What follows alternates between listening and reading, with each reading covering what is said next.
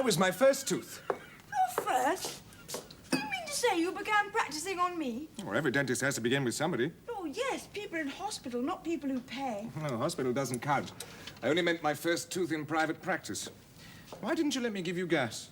Because you said it would be 5 shillings extra. Oh, no, don't say that. You make me feel as if I hurt you for the sake of 5 shillings. Oh, so you have. Why shouldn't you? It's your business to hurt people. Oh, you have a good view of the sea from your rooms. Are they expensive? Yes. You don't own the whole house, do you? No. I thought not. Well, your furniture isn't exactly the latest thing, is it? It's my landlord's. Does he own that toothache chair too? No, I have that on the hire purchase system. I thought so. You haven't been here very long, have you? About 6 weeks. Is there anything else you'd like to know? Any family? I'm not married. No, anyone could see that. I mean, mothers and sisters, that sort of thing. Not on the premises. Well, if you've only been here for 6 weeks, and mine was your first tooth, the practice can't be very large, can it? Not as yet. Well, good luck. 5 shillings, did you say? 5 shillings. Do you charge 5 shillings for everything? Yes. Why? Because that's my system. I'm what's called a 5-shilling dentist. How nice. Well, here you are, a brand new 5 shilling piece. Make a hole in it with the thing you drill people's teeth with and hang it on your watch chain. Thank you. Young lady's brother, sir. Mine time? No, it's all over. Did you howl? Oh, something awful. Mr. Valentine, this is my brother, Phil. Phil, this is Mr. Valentine, our new dentist. He's a bachelor and he's only been here for 6 weeks. And the house isn't his and the furniture's the landlord's and the professional plant is hired. And he got my tooth out beautifully first go. And he and I are great friends. You've been asking a lot of questions. I know. Glad to hear it. So good of you not to mind us, Mr. Valentine. The fact is, we've never been to England before, and our mother says the people here simply won't stand us. Come and have lunch with us. Oh, do, Mr. Valentine. At the Marine Hotel, half past 1. Then we can tell Mamma that a respectable Englishman has promised to have lunch with us. Say no more, Mr. Valentine. You'll come. Say no more. I haven't said anything. May I ask whom I have the pleasure of entertaining? It really is quite impossible for me to lunch at the Marine Hotel with 2 perfect strangers. What bosh! 1 patient in 6 weeks. What difference can it make to you? No, Dolly. My knowledge of human nature confirms Mr. Valentine's judgment. He is right. Allow me to introduce Miss Dorothy Clandon, commonly called Dolly. I'm Philip Clandon. We're from Madeira, but perfectly respectable so far. Clandon? Are you related? Yes, we are. I beg your pardon? Oh, we are. It's all over, Phil. There are no parties in England. You can't imagine how perfectly maddening it is to be related to a celebrated person and never accepted for our own sakes. Excuse me, but the gentleman I was thinking of is not celebrated. Gentleman? Yes. I was going to ask you whether you were by any chance a daughter of Mr. Densmore Clandon of Newbury Hall. Oh, no. Well, come, Dolly. How do you know you're not? Of course, I forgot. Perhaps I am. Don't you know? Not in the least. He's a wise child.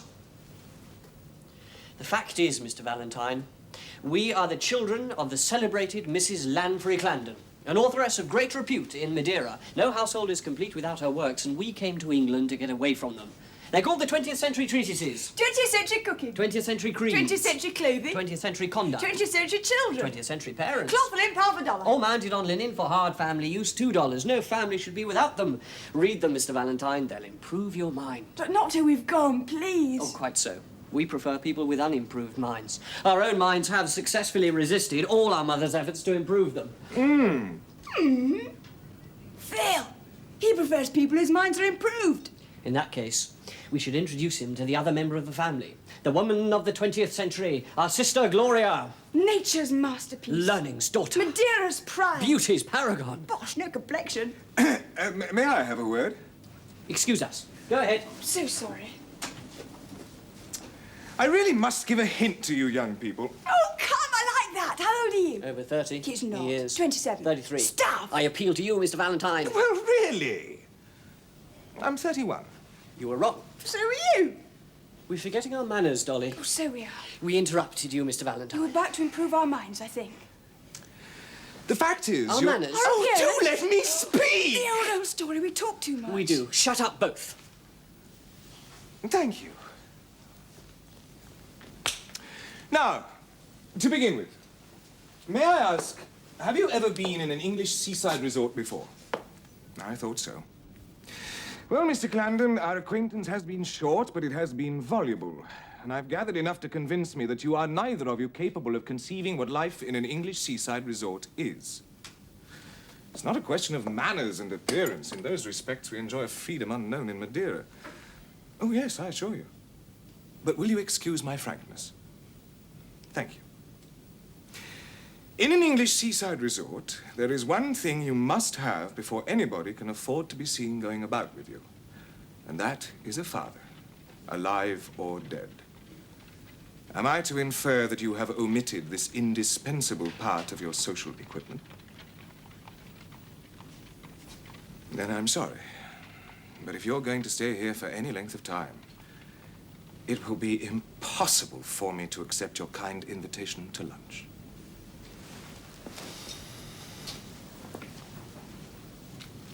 Come, Dolly. Good morning. Stop! Stop! You make me feel a perfect beast. Well, that's your conscience, not us. My conscience! My conscience has been my ruin. Listen to me. Twice before, I have set up as a respectable medical practitioner in various parts of England, and on both occasions, I acted conscientiously and told my patients the brute truth instead of what they wanted to be told. Result, ruin. Now I've set up as a dentist, a 5-shilling dentist, and I have done with conscience forever. This is my last chance. I spent my last sovereign on moving in. I haven't paid a shilling of rent yet. I'm eating and drinking on credit. My landlord is as hard as nails, and I've made 5 shillings in 6 weeks. If I swerve by a hair's breadth from the straight line of the most rigid respectability, I'm done for. Now, under such circumstances, is it fair of you to ask me to lunch with you when you don't know your own father? After all, our grandfather is a canon of Lincoln Cathedral. What? Have you a grandfather? Only one. Oh, my dear good young friends, why on earth didn't you say so before? A canon of Lincoln. That makes it perfectly all right, of course. Will you excuse me while I change my coat? That wretched bankrupt ivory snatcher makes a compliment out of allowing us to stand him lunch, and it's probably the first square meal he's had in months. Oh, it's too beastly. I won't stand it any longer, Phil. Here in England, people ask you if you've got a father the very first thing. I won't stand it either. Mamma must tell us who he was. Oh, who he is? He may be alive. Oh, I hope not. No man alive shall father me. But he might have lots of money, though. Oh, I doubt it. My knowledge of human nature leads me to believe that if he had a lot of money, he wouldn't have got rid of his affectionate family quite so easily. Anyhow, let's look on the bright side of things. Depend on it, he's dead. 2 ladies for you, miss. Your mother and your sister, miss, I think.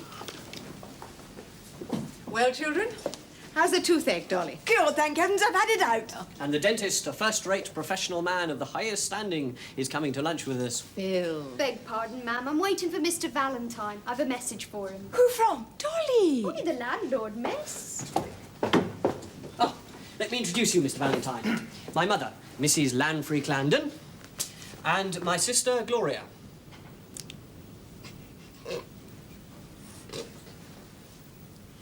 I understand that we are to have the pleasure of seeing you at luncheon, Mr. Valentine. If you don't mind, if you'd be so kind. What is it? The landlord, sir, wishes to speak to you before you go out. Oh, tell him I have 4 patients here, and that I'll slip down presently and talk to him. Tell him I'm busy, but I want to see him. Yes, sir. We are detaining you, I'm afraid. Oh, not at all, not at all. Your presence here will be of the greatest help to me. No, the fact is, I owe 6 weeks' rent, and I've had no patients until today. My interview with my landlord will be considerably smoothed by the apparent boom in my business. Oh, how tiresome of you to let it all out. And we've just been pretending that you're a respectable professional man in a first-rate position. Oh, Dolly, Dolly, my dearest, how can you be so rude? Will you forgive these barbarian children of mine, Mr. Valentine? No, don't mention it. I'm used to them. Will it be too much to ask you to wait just 5 minutes while I get rid of my landlord downstairs? Don't be long, we're hungry. Oh, Dolly, dear. Oh, I shan't. Thank you, Mrs. Clandon. I shan't be long.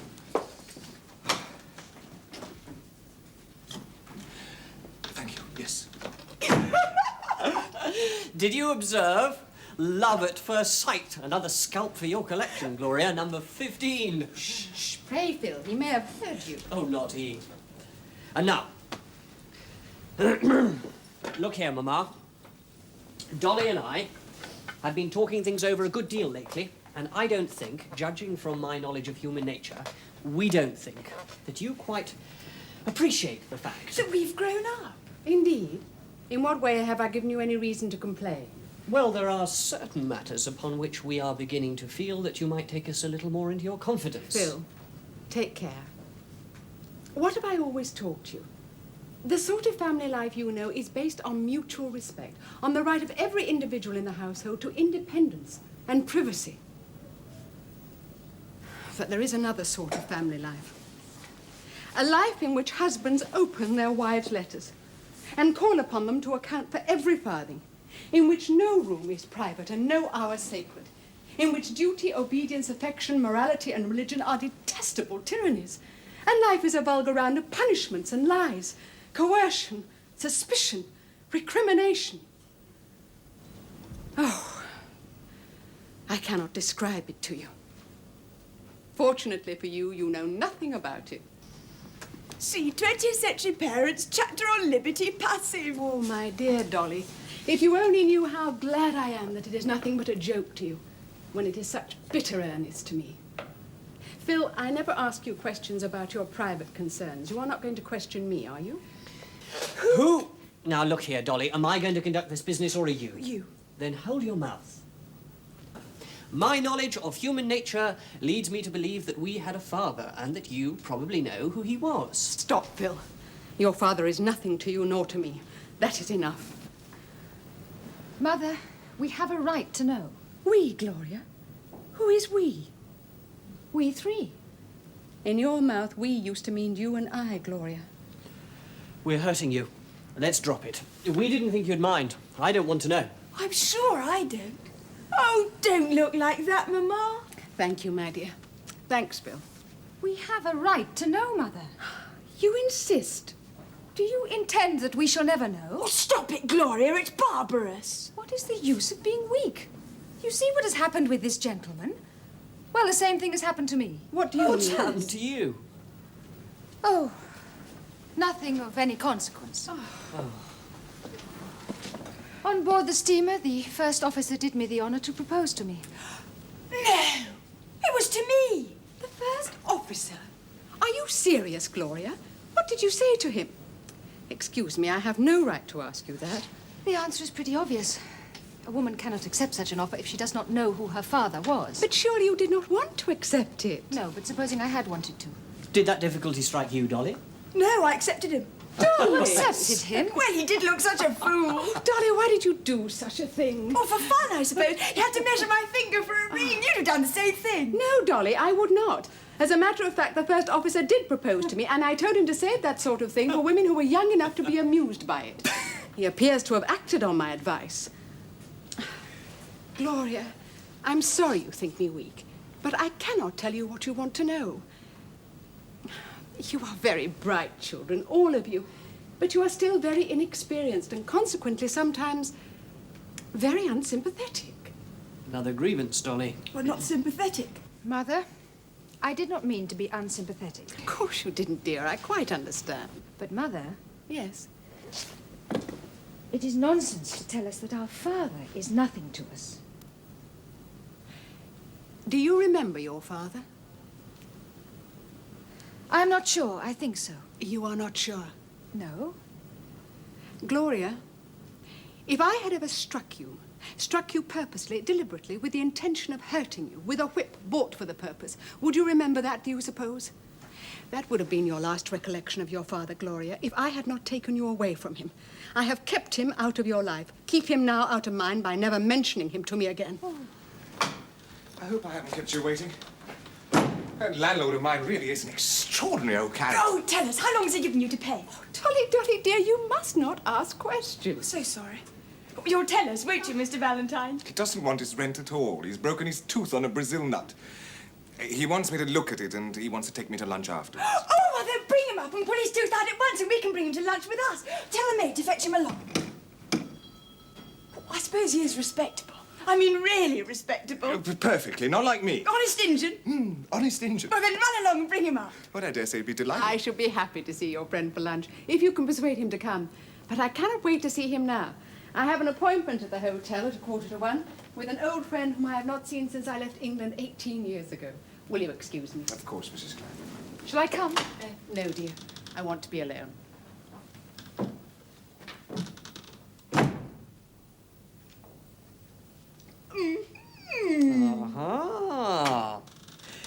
old gentleman up? Madam? The old gentleman with the toothache. The landlord. Oh, Mr. Crampton, sir. Is his name Crampton? Sounds rheumatic here, doesn't it? Chalkstones, probably. Show Mr. Crampstalks up, please. Mr. Crampton, miss. Crampton, Crampton, Crampton, Crampton. I must remember that name, or heaven knows what I shall call him. Phil, can you believe such a horrible thing about our father as Mother said just now? Dolly, aren't you sorry for your father? The father with lots of money. Oh, come, what about your father? The lonely old man with a tender, aching heart. He's pretty well burst up, isn't he? Oh, there can be no doubt that the governor is an exploded superstition. But hark, he comes. Oh, chalkstones. Crampton. Now, shh, attention. Now, if he's good enough for the lunch, I'll nod to Dolly. If she nods to you, invite him straight away. May I introduce Mr. Crampton, Miss Dolly Clandon, Mr. Philip Clandon, Miss Clandon. Sit down. That's the most comfortable chair, Mr. Crampton. Well, thank you, but won't this young lady... Thank you, Mr. Crampton. We are just going. Sit down, you're tired. Well, perhaps as I am considerably the oldest person present,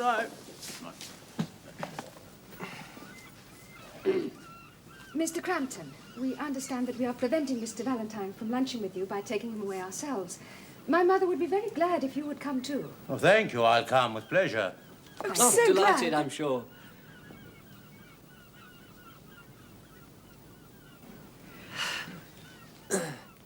How old are you, Mr. Crampton? I'm afraid we must be going. Then it is understood. 1:30? 1:30. Sit.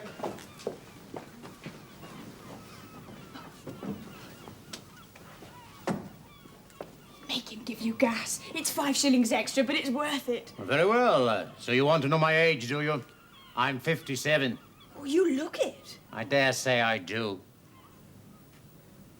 What are you looking at me so hard for? Anything wrong? You're like somebody. Who? You've a curious look of my mother. Your mother? Are you quite sure you don't mean your daughter? Yes, I'm quite sure I don't mean my daughter. Tooth bad. No, nothing. A twinge of memory, Miss Clandon, not of toothache. Well, have it out. Pluck from the memory a rooted sorrow. With gas, 5 shillings extra. No, not a sorrow. An injury that was done me once, that's all. I don't forget injuries, and I don't want to forget them. I don't think we shall like you very much when you're brooding over your injuries. My sister means well, Mr. Crampton, but she is indiscreet. Now, Dolly, outside. He says he's 57, and he thinks I'm the image of his mother, and he hates his daughter. Miss Clandon has gone up. Well, don't forget, 1:30. Mind you leave Mr. Crampton enough teeth to eat with. That's a spoiled child, Mr. Valentine. That's one of your modern products. When I was her age, I had many a good thrashing fresh in my memory to teach me manners. What do you think of her sister? You liked her better, eh? She struck me as being... Oh, that's not business. Open wide. Oh, you smashed that one. What a pity to spoil such a splendid set of teeth.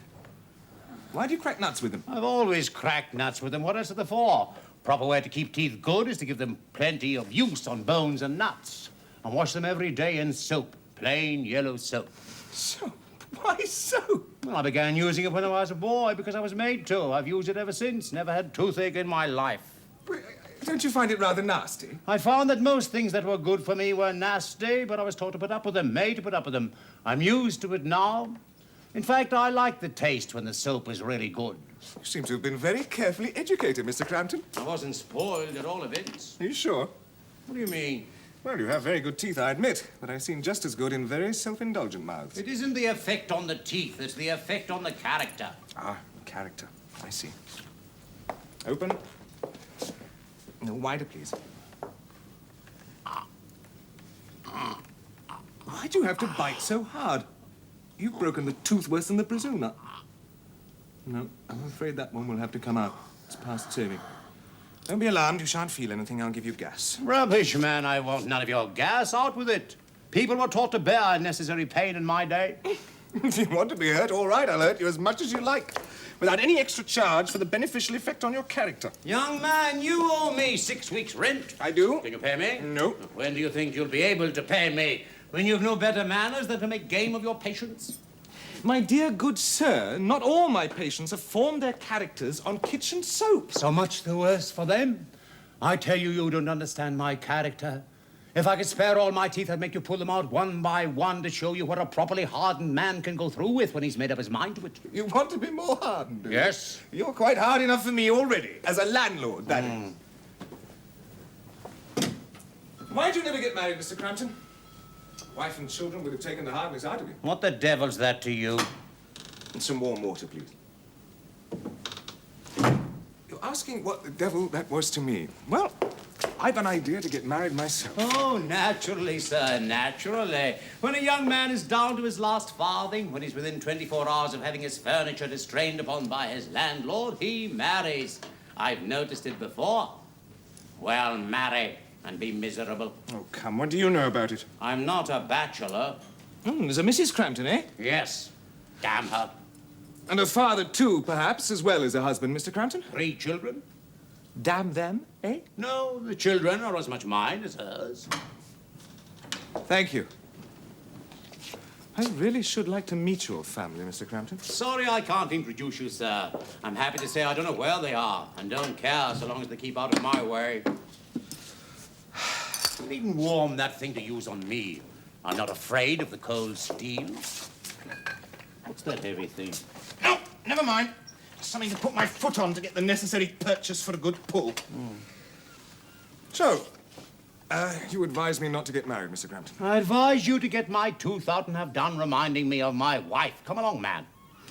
What do you bet that I don't get that tooth out without you feeling anything? Your 6 weeks' rent. Don't gammon me, young man. Done. You ready? Take care, I'm quite helpless at this procedure. You'll be more helpless presently.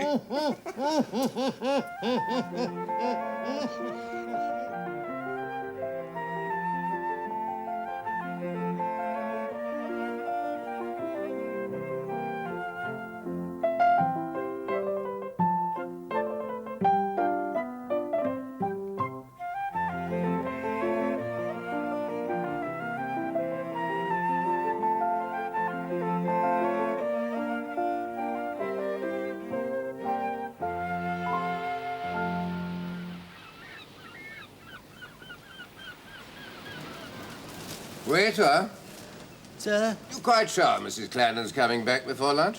Oh, quite sure, sir. She expects you at 1:45, sir. It's not quite that yet, is it, sir? 12:43, sir. Just 2 more minutes to wait, sir. Nice morning, sir. Yes, very fresh after London. Yes, sir, all our visitors say, sir. Very nice family, Mrs. Clandon's. You like them, do you? Oh, yes, sir. They have a freeway with them, which is very taking indeed, sir. Especially the young lady and gentleman, sir. Miss Dorothea and Mr. Philip, I suppose. Yes, sir. The young lady, in giving an order, will say, "Remember, William, that we came to this hotel on your account, having heard what a perfect waiter you are." And the young gentleman will tell me that I remind him strongly of his father and that he expects me to act by him as such. Oh, very pleasant, very affable and pleasant indeed, sir. You like his father? Oh, we must not take what they say too seriously, sir. Of course, if it were true, the young lady would have seen the resemblance too, sir. Did she? No, sir. She thought me like the bust of Shakespeare in Stratford Church, sir. That's why she calls me William, sir. My real name is Walter, sir. Here is Mrs. Clandon, sir. Gentlemen, few. Oh, there will be 2 more gentlemen for lunch, William. Right, ma'am. Thank you.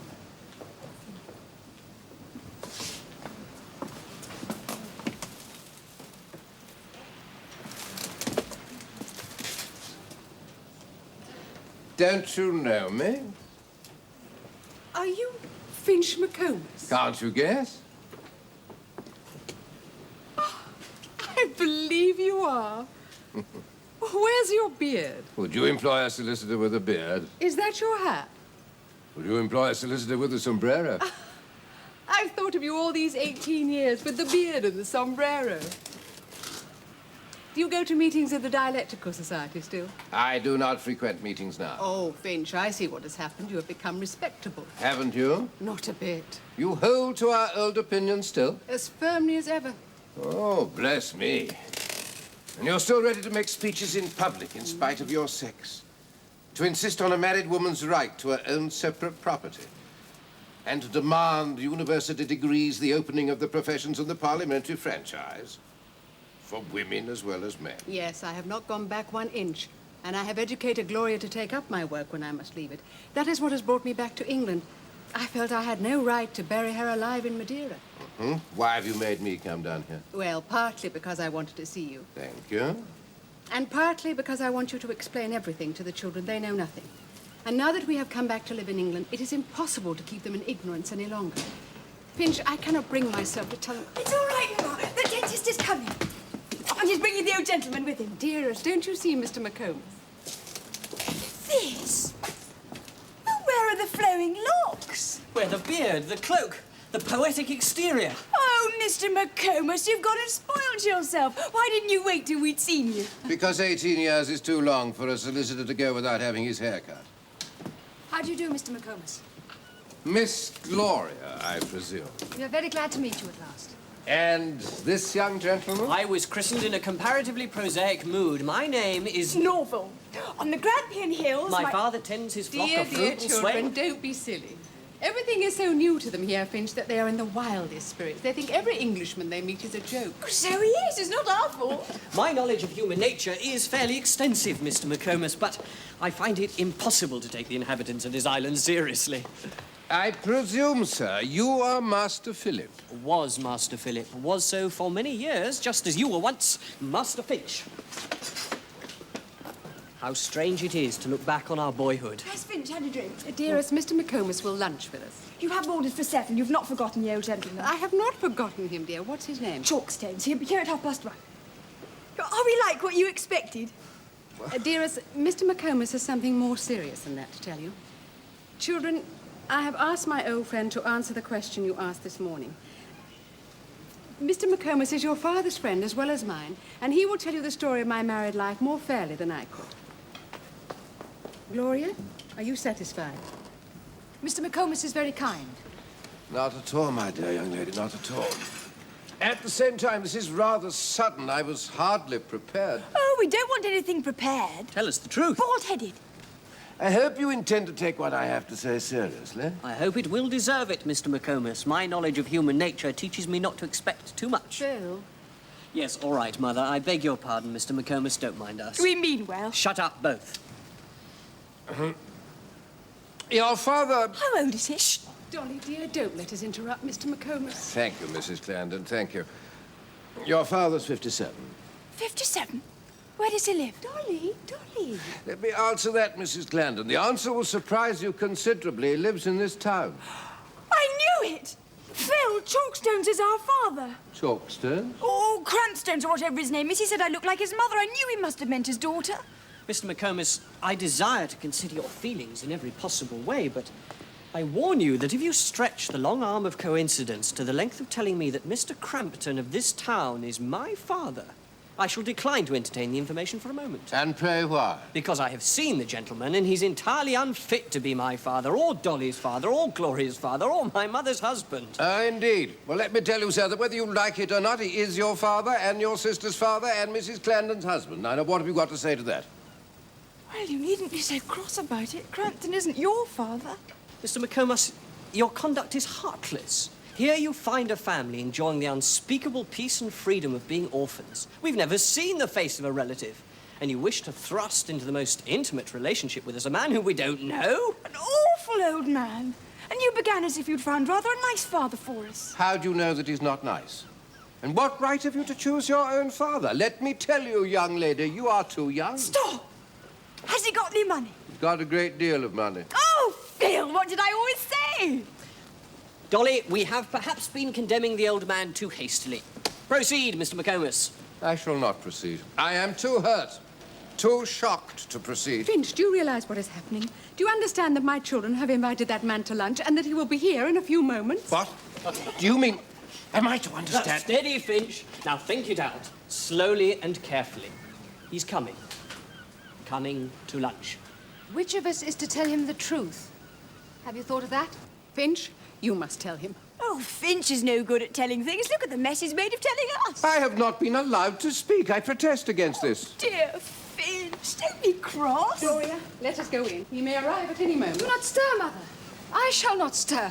We must not run away. My dear, we cannot sit down to lunch as we are. We shall come back again. We must have no bravado. Come, Dolly. Gentlemen, come, yes, ma'am. 2 more to come still, thank you. They will be here immediately. Right, ma'am. Thank you.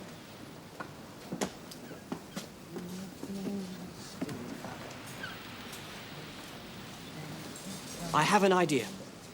Mr. McComas, this communication should be made, should it not, by a man of infinite tact. It will require tact, certainly. William? Coming, sir. The waiter. Stop, stop. I will not permit this. Yes, sir. William, you remember my request to you to regard me as your son. Yes, sir. Anything you please, sir. William, at the very outset of your career as my father, a rival has appeared on the scene. But your real father, sir? Oh, well, that was bound to happen sooner or later, wasn't it? Is it you, sir? Certainly not. My children know how to behave themselves. No, William, this gentleman was very nearly my father. He wooed my mother, but wooed her in vain. Well, of all the... Consequently, he's only our solicitor. Now, do you know one Crampton of this town? Oh, cock-eyed Crampton, sir. Of the crooked billet, is he? No. Finch, does he keep a public house? No. Your father's a well-known yacht builder. An eminent man here. I beg your pardon, I'm sure, sir. A son of Mr. Crampton's, dear me. Mr. Crampton is coming to lunch with us, William. Yes. You don't usually lunch with his family, perhaps, sir? William, he doesn't know that we are his family. He hasn't seen us for 18 years. He won't know us. We want you to break the news to him.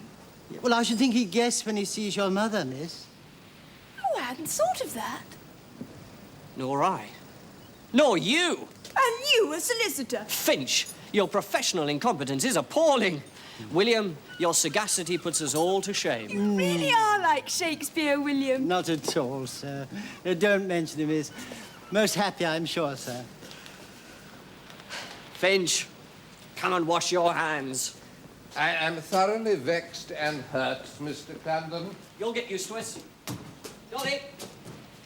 Keep your wits about you, William. There'll be fireworks. Right, miss. You may depend on me, miss.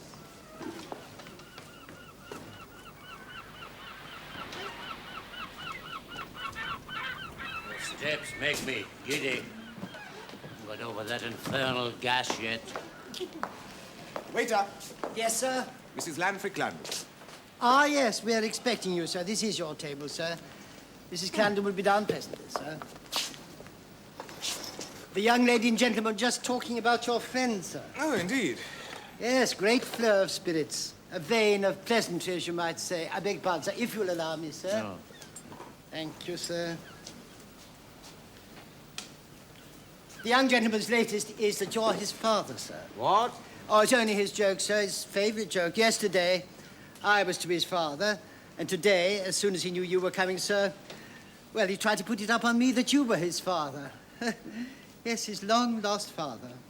Not seen you for, 18 years, he said. 18 years? Yes, sir, but I was up to his little trick, sir. I saw the idea coming into his head as he stood there thinking what new joke he'd have with me, sir. Oh, yes, that's the sort he is. Very pleasant, very offhand and affable indeed. So, if you'll allow me, sir. Thank you, sir. Even the solicitor took up the joke, sir. Although he was, in a manner of speaking, in my confidence about the young gentleman. Yes, sir, I assure you, you would never imagine what respectable, professional gentlemen from London will do on an outing when the sea air takes them, sir. So there's a solicitor with them, is there? Yes, sir. The family solicitor by the name of McComas, sir. McComas? Valentine, this is a plant, a conspiracy. This is my family, my children, my infernal wife. Indeed. Interesting meeting. Meeting? Not for me. Let me out of this. Give me that coat. Oh, yes, sir. I seem to have done the young gentleman an injustice, haven't I, sir? Valentine, you were in this. You made this boss! plot. What do you mean? Take it. Steady, sir. Steady. Here they come, sir. I've broken it to him, sir. Invaluable, William. How did he take it? Well, a little startled at first, miss, but resigned, very resigned, miss.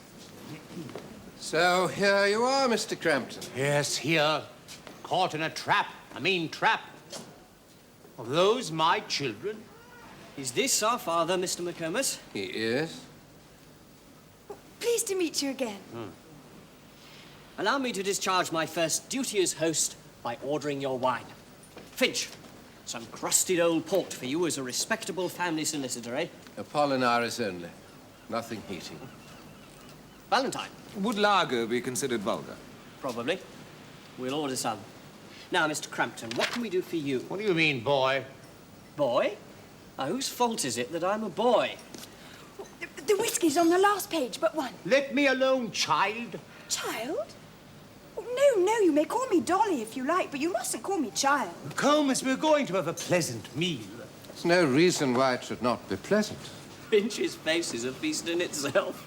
Glad to see you again, Mr. Valentine. Fergus.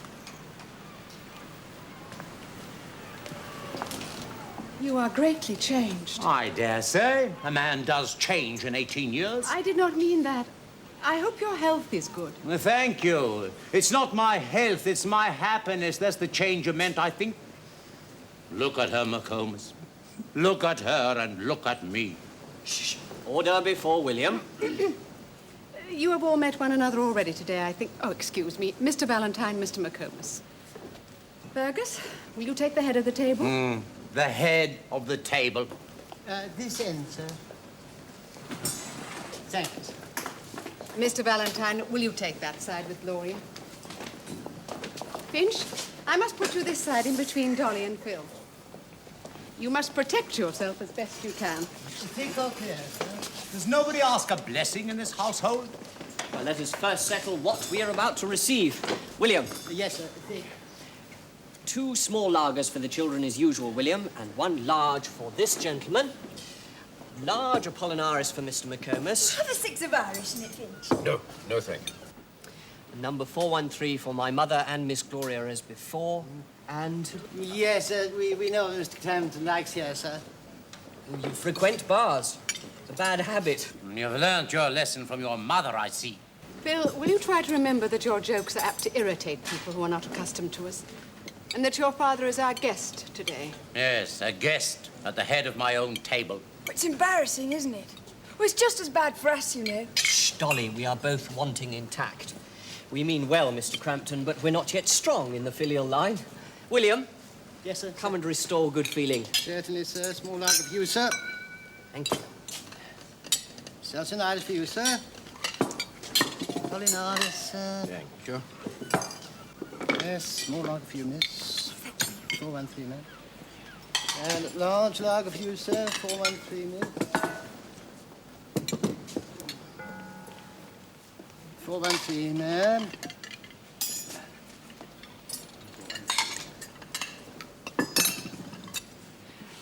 To the family. Hearth and home. We're getting on very nicely after all. After all what, Finch? He means you're getting on very nicely in spite of the presence of your father. Do I take your point rightly, McComas? No, I only said after all to round off the sentence. Turbot, sir. Oh, thank you, waiter. Thank you. Don't mention it, sir. Have you thought of choosing a profession yet? Oh, I'm keeping my mind open on that subject. William, Yes, sir. how long do you think it would take me to learn to become a really smart waiter? Oh, it can't be learned, sir. It's in the character, sir. Bread for the lady, sir. Very few are born to it, sir. You don't happen to have such a thing as a son yourself, have you? Yes, sir. Oh, yes, sir. A little more fish, miss. You won't care for the joint in the middle of the day. No, thank you. Is your son a waiter too, William? No, miss. He's too impetuous, miss. He's at the bar. A potman, eh? No, sir. No, sir. The other bar. Your profession, sir. QC, sir. I'm sure I beg your pardon. Not at all, sir. A natural mistake, I'm sure, sir. I often wish that he was a potman, sir. He'd been off my hands ever so much sooner, sir.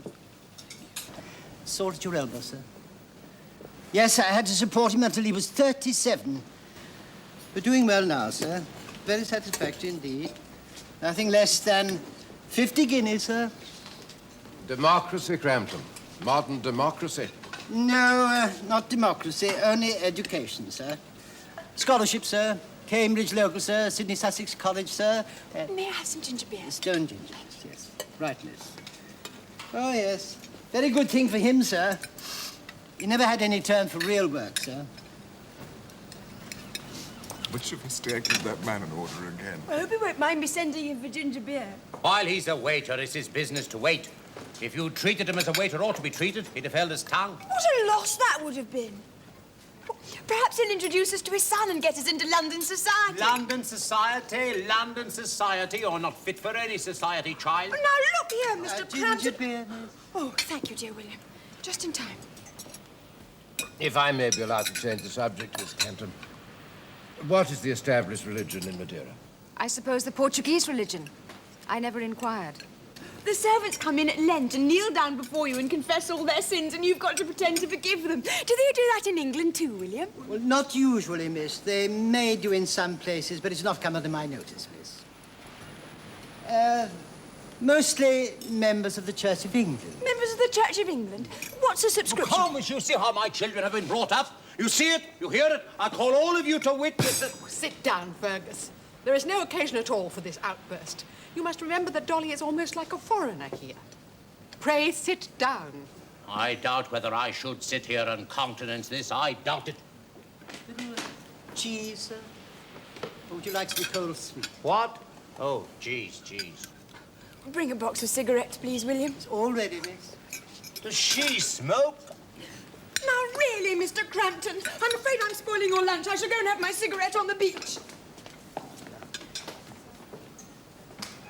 Thank you, dear William. Margaret, call that girl back. Call her back, I say. Oh, come, Crampton, never mind.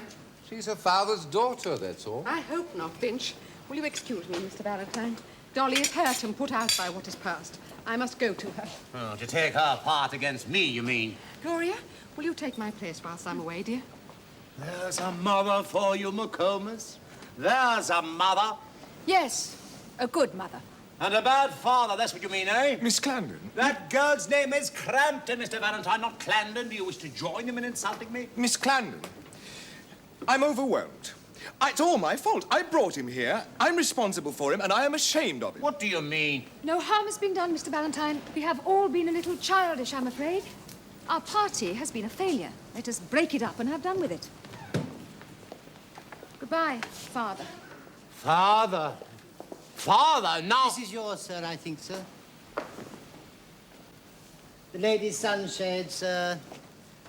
Nasty glare off the sea today, sir. Very trying to the complexion. I'll carry the camp stools myself. You are old, Father William, but you are the most thoughtful of men. No, you take the sunshades and give me the camp stools. Thank you, sir. Finch, share with me. Come along. Waiter, Yes, sir. leave me one of these to take down, will you? That is the younger ladies, sir. If you'll allow me, sir. Thank you, sir. I think you'd better take this. The elder young lady's reading it at present. You see, sir, the subjection of women, sir, you see. Rather heavier reading than you and I would care for at the seaside, sir. Oh. Oh, Crampton, are you at all ashamed of yourself?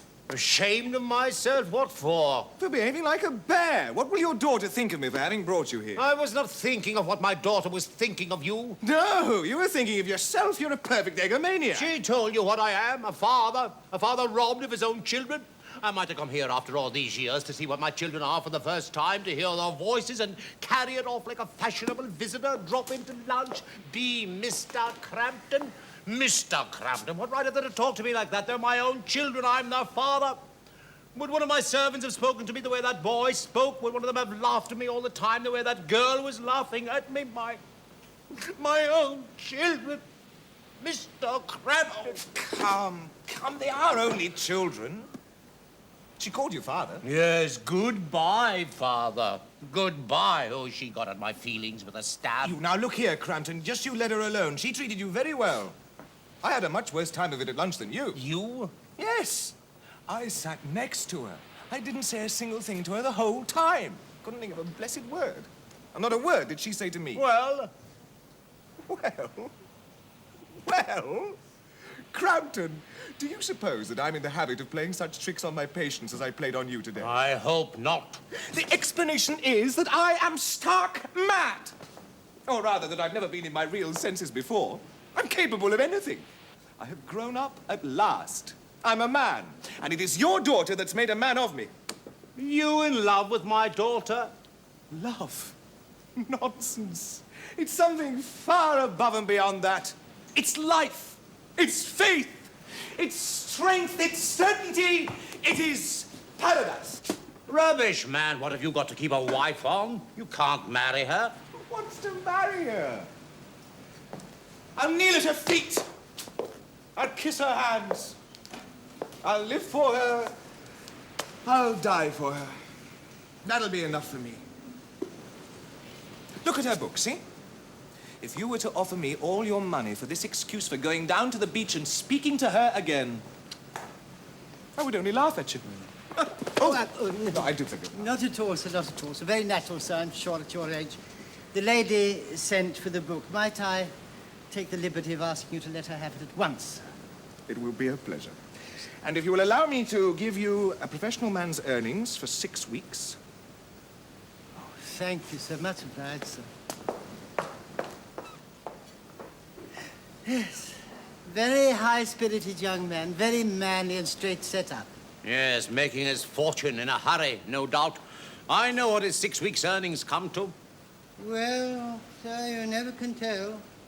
That's a principle in life with me, sir. If you'll excuse my having such a thing. Perhaps you haven't noticed you hadn't touched that Cellan Irish, sir, when the party broke up. Yes, sir, you never can tell. Now, there was my son, sir. Whoever thought he would rise to wear a silk gown, and yet, today, sir, nothing less than 50 guineas. What a lesson, sir. Well, I hope he's grateful to you. Recognizes what he owes you as a son should. Oh, yes, we get on well together, very well indeed.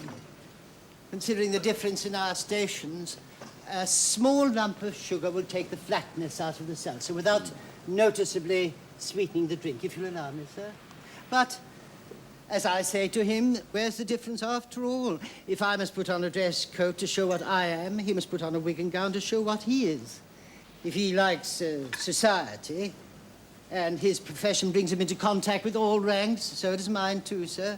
If it's a little against a barrister to have a waiter for his father, well, it's a little against a waiter to have a barrister for his son. Many people consider it a great liberty, sir. Can I get you anything else, sir? No, thank you. I suppose there's no objection to my sitting here for a while. I won't disturb the party on the beach here. It's very kind of you, sir, to put it as if it was not a compliment and an honor to us, Mr. Crampton. The more at home you are here, the better for us, sir. Home? Well, yes, sir, that is a way of looking at it. I've always said that the great advantage of a hotel is that it's a refuge from home life, sir. I missed that advantage today, I think. Yes, you did, sir. You did, sir. Dear me, it's the unexpected that always happens, isn't it? You never can tell, sir. You never can tell.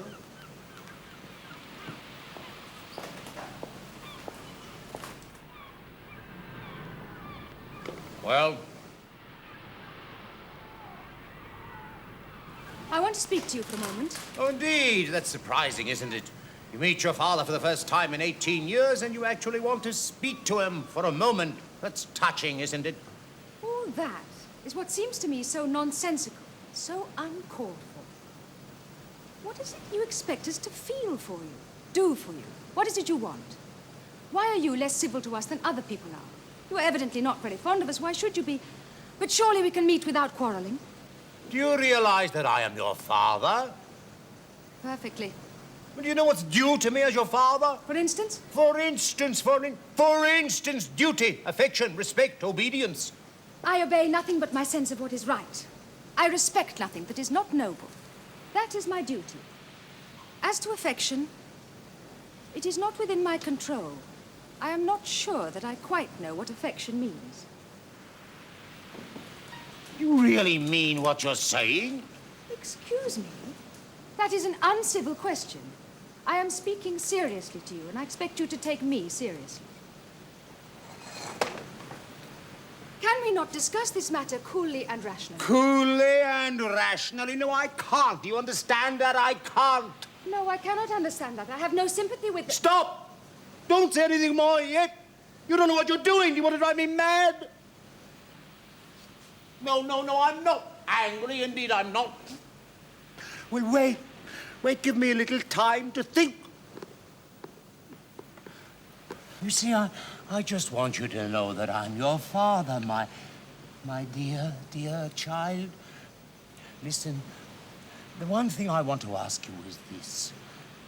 Don't you remember me at all?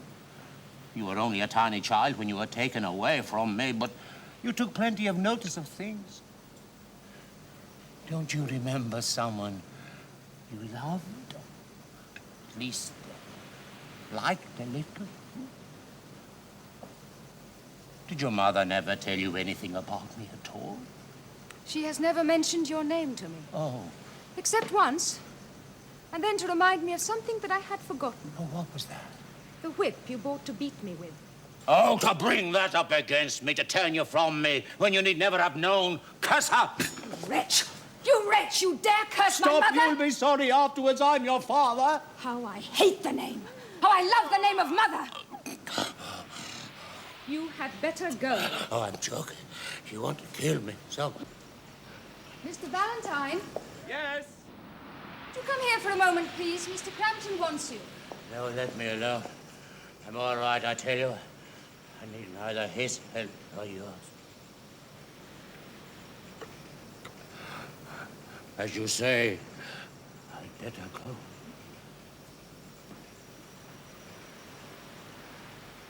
Is that your last word? I hope so.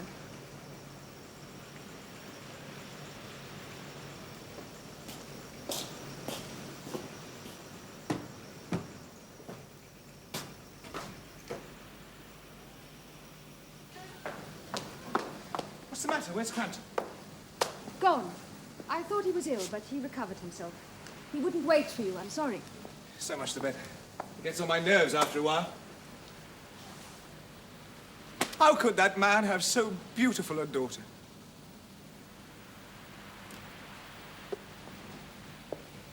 That seems to be an attempt at what is called a pretty speech. Let me say at once, Mr. Valentine, that pretty speeches make very sickly conversation. Pray, let us be friends, if we are to be friends, in a sensible and wholesome way. I have no intention of getting married, and unless you are content to accept that state of things, we had much better not cultivate each other's acquaintance. I see. May I just ask us one question? Is your objection an objection to marriage as an institution, or an objection to marrying me personally? I do not know you well enough, Mr. Valentine, to have any opinion on the subject of your personal merits.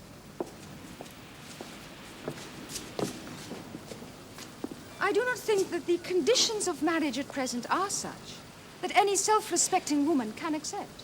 Oh. Well, that's a point of sympathy between us already, and I quite agree with you. I think it's most unfair. No. What I want to do is to get rid of all that nonsense. Isn't it a horrible thing that a man and a woman can hardly know one another without being supposed to have designs of that kind? As if there were no other interests, no other subject of conversation, as if women were capable of nothing better. Ah. Now you are beginning to talk humanly and sensibly, Mr. Valentine. Of course. Oh, to intelligent people like us. Isn't it pleasant in this stupid, convention-ridden world to meet with someone on the same plane? Someone with an unprejudiced, enlightened mind. I hope to meet many such people in England. There are a good many people here. Nearly 40 millions. Not all consumptive members of the highly educated classes like the people in Madeira.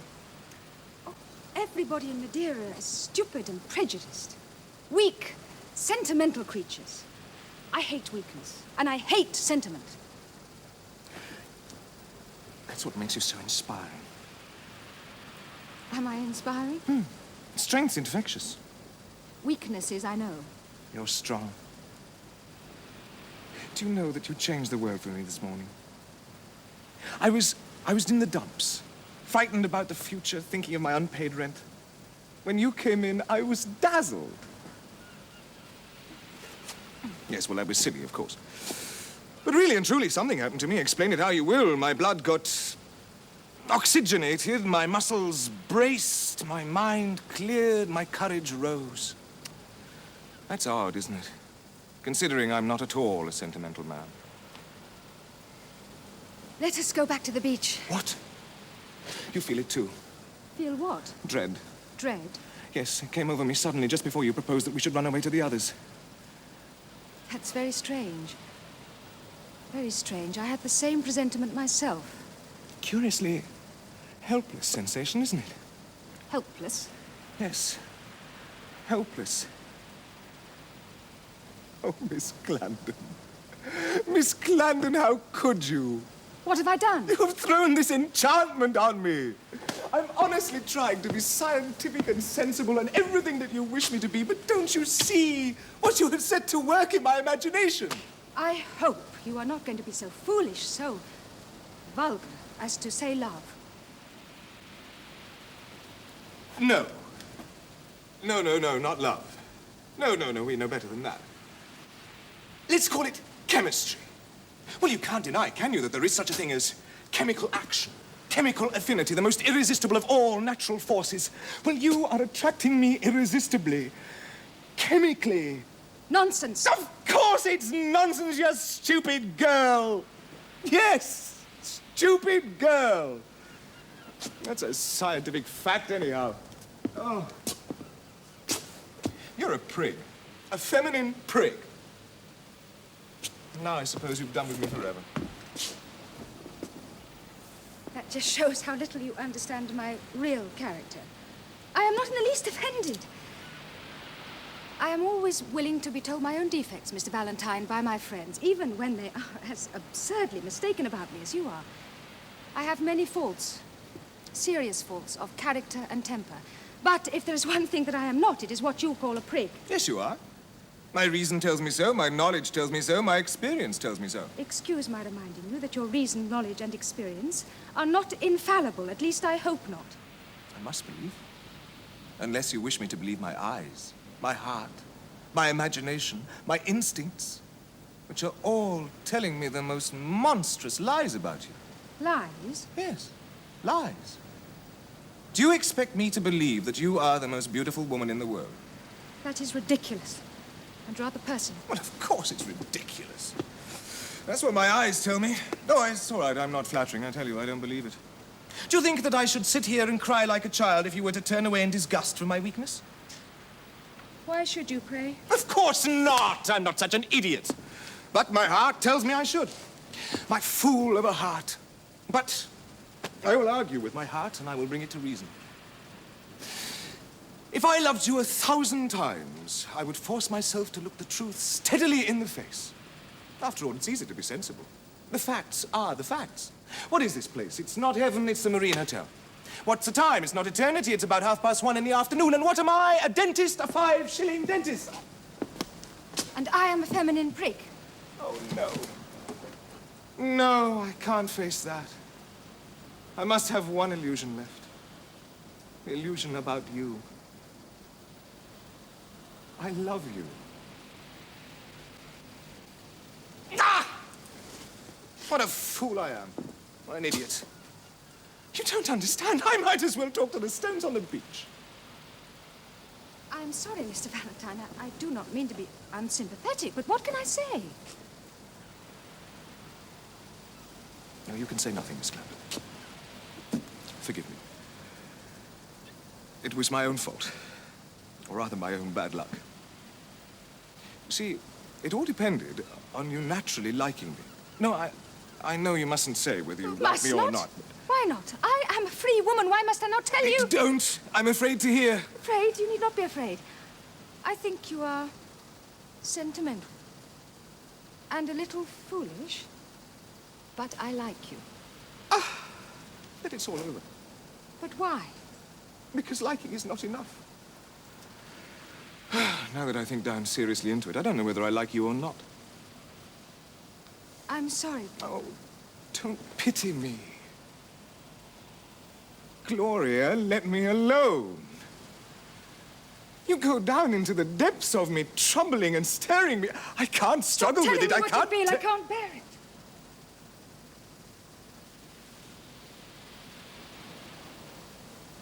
It's come at last. My moment of courage. Our moment of courage.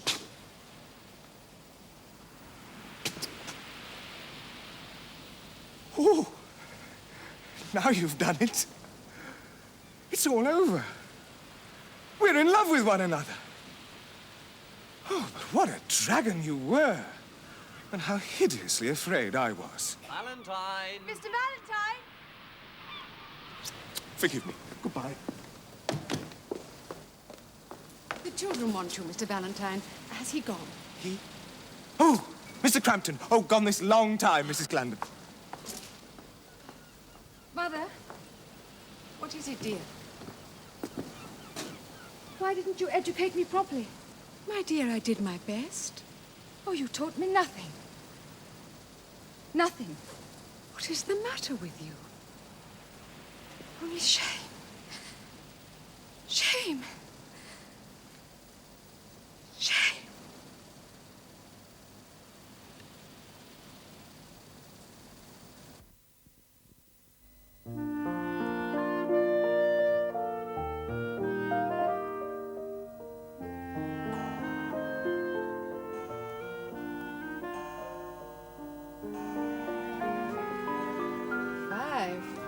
I don't think we need wait for the children any longer.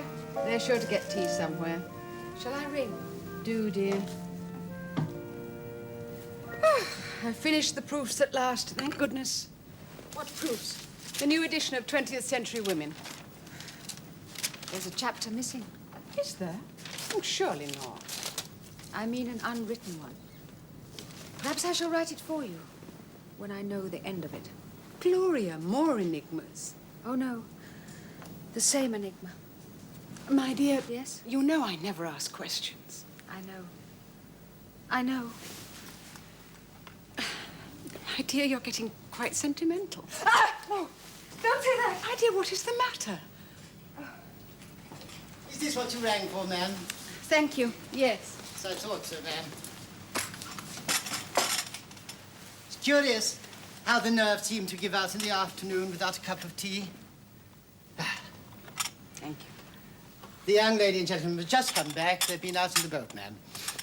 Very pleasant on a fine afternoon like this. Very pleasant and invigorating indeed. Mr. McComas will not come to tea, ma'am. He's gone to call on Mr. Crampton. And the other gentleman? Oh, he's coming, miss. Yes, he's coming. He's been rowing the boat. And he's just run down to the chemist for something to put on the blisters.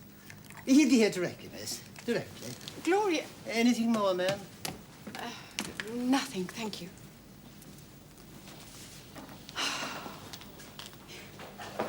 Oh, give me some tea. We've been out in a boat. Valentine will be here directly. Thank you. He's unaccustomed to navigation. Where's Gloria? Phil, there is something the matter with Gloria. Has anything happened? What is it? Romeo... And Juliet. Yes, my dear mother, the old story. Dolly, don't take all the milk. Yes, in the spring... A young man's fancy. Likely turns to... Oh, thank you. Thoughts of love. It also occurs in the autumn. The young man in this case... Is Valentine. And his fancy has turned to Gloria to the extent of... Kissing her. On the terrace. On the lips. Before everybody. Phil, Dolly, are you joking? What, did she allow it? Oh, we waited to see him struck to earth by the lightning of her scorn. But he wasn't. She appeared to like it. So far as we could judge. No, you sworn off 2 cups. Children, you must not be here when Mr. Valentine comes. I must speak very seriously to him about this. To ask him his intentions. What a violation of 20th century principles. Quite right, Mamma. Bring him to book. Make the most of the 19th century while it lasts. Shh. Here he comes. Sorry I'm late, Mrs. Clandon. No, thank you. I never take any. No doubt Miss Dolly and Phil have explained what happened to me. Yes, Valentine. We have explained. We have explained very thoroughly. It was our duty. Come, Dolly.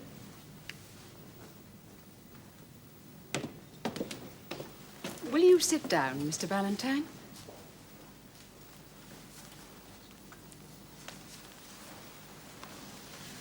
I want to speak to you a little, if you will allow me. I must begin by throwing myself somewhat on your consideration. I'm going to speak of a subject of which I know very little. Perhaps nothing. I mean love. Love? Yes, love. Oh, you need not look so alarmed as that, Mr. Valentine. I am not in love with you. Oh, my dear Mrs. Clandon, I should be only too proud if you were. Thank you, Mr. Valentine. But I am too old to begin. Begin? Have you never... Never. My case is a very common one, Mr. Valentine. I married before I was old enough to know what I was doing. As you have seen, the result was a bitter disappointment for both my husband and myself. So, you see, though I am a married woman, I have never been in love. I have never had a love affair. And to be quite frank with you, Mr. Valentine, what I have seen of the love affairs of other people has not led me to regret that deficiency in my experience. You do not believe me? Why not? Why not? Let me tell you, Mr. Valentine, that a life devoted to the cause of humanity has enthusiasms and passions to offer which far transcend the selfish personal infatuations and sentimentalities of romance. Those are not your enthusiasms and passions, I take it. No, I thought not. Well, I am at an equal disadvantage in discussing those so-called affairs of the heart in which you appear to be an expert. Mrs. Clandon, what exactly are you driving at? Oh, I think you know. Gloria. Yes, Gloria. Yes. Well, I'm in love with Gloria. Now, I know what you're going to say. I haven't any money. I care very little for money, Mr. Valentine. And you're very different from all the other mothers who've interviewed me. Ah, now we are coming to it, Mr. Valentine. You are an old hand at this. Oh, no, I'm not blaming you, Mr. Valentine. It is Gloria's business to take care of herself, and you have a perfect right to amuse yourself as you please, but... Amuse myself? Oh, please, Mrs. Clandon. On your honor, Mr. Valentine, are you in earnest? On my honor, I am in earnest. Only I always have been in earnest. Yes. Well, here I am, see? This is what I suspected. Mr. Valentine, you are a man who plays with women's affections. Why not? If the cause of humanity is the only thing worth being serious about. However, I understand. You wish me to discontinue my visits. No. I am sensible enough to be aware that Gloria's best chance of escape from you now is to become better acquainted with you. Oh, don't say that. You don't really think that, do you, Mrs. Clandon? I have great faith, Mr. Valentine, in the sound training Gloria's mind has had since she was a child. Oh. Oh, that's all right then. What do you mean? Come, Mrs. Clandon, shall I teach you something? I am always willing to learn. Have you ever studied the subject of gunnery? Artillery, cannons and warships and so on? Has gunnery anything to do with Gloria? A great deal, by way of illustration. During the whole of this century, my dear Mrs. Clandon, the progress of artillery has been a duel between the maker of cannons and the maker of armor plates to keep the cannonballs out. You build a ship, proof against the best gun known. Somebody builds a better gun and sinks your ship. You build a heavier ship, proof against that gun. Somebody builds a heavier gun and sinks you again, and so on. Well, the duel of sex is just like that. The duel of sex? Yes. You've heard of the duel of sex, haven't you?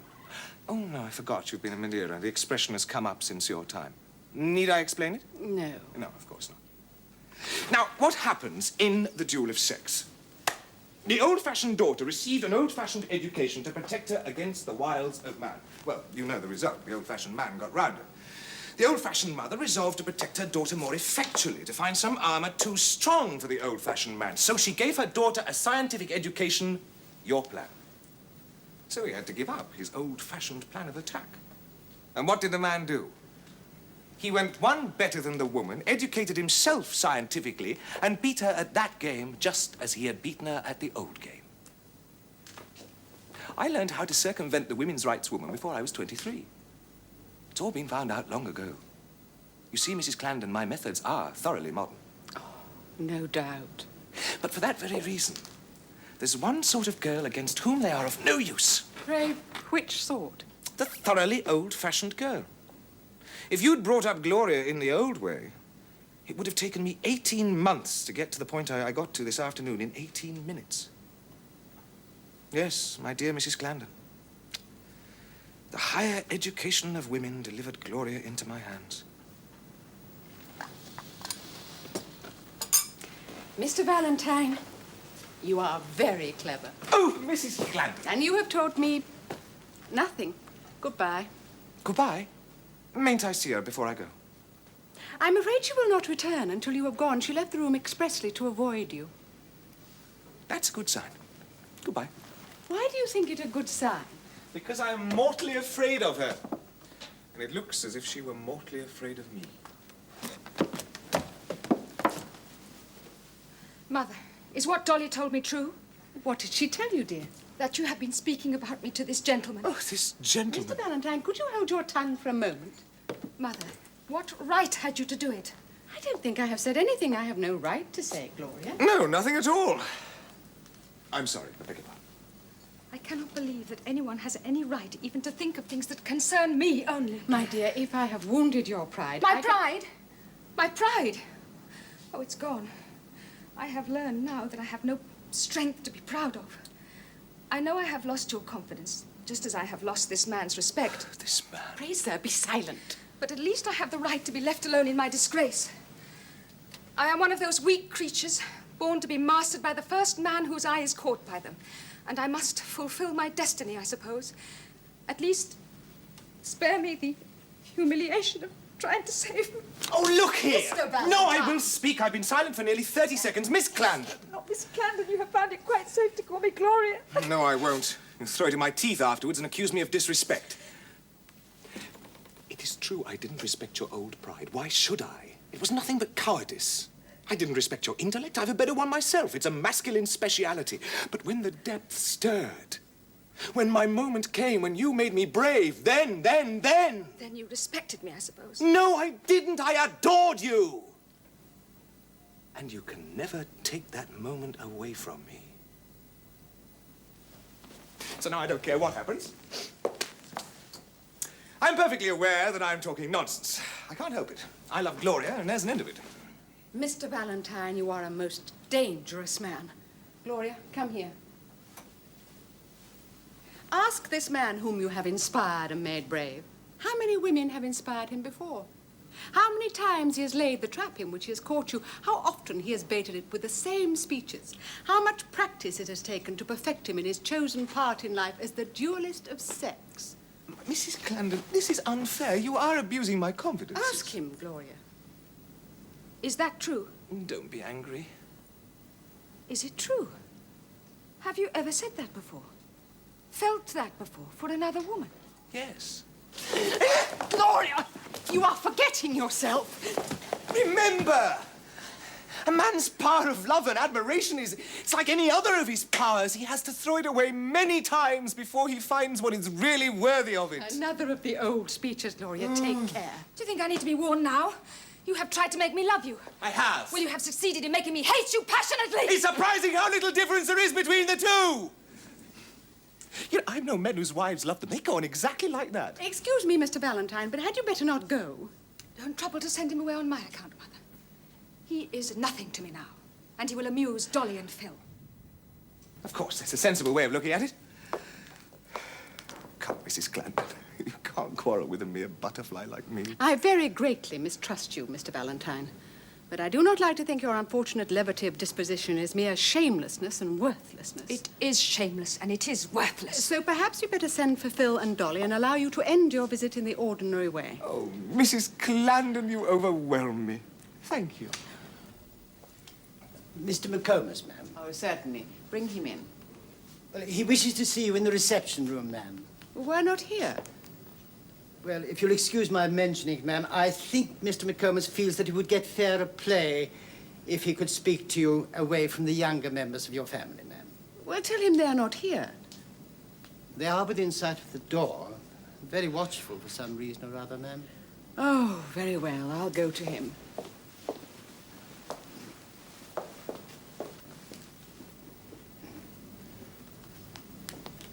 Only the tea things, sir.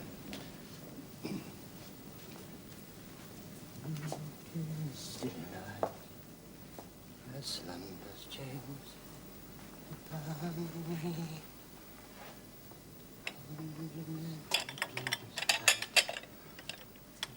Excuse me, sir.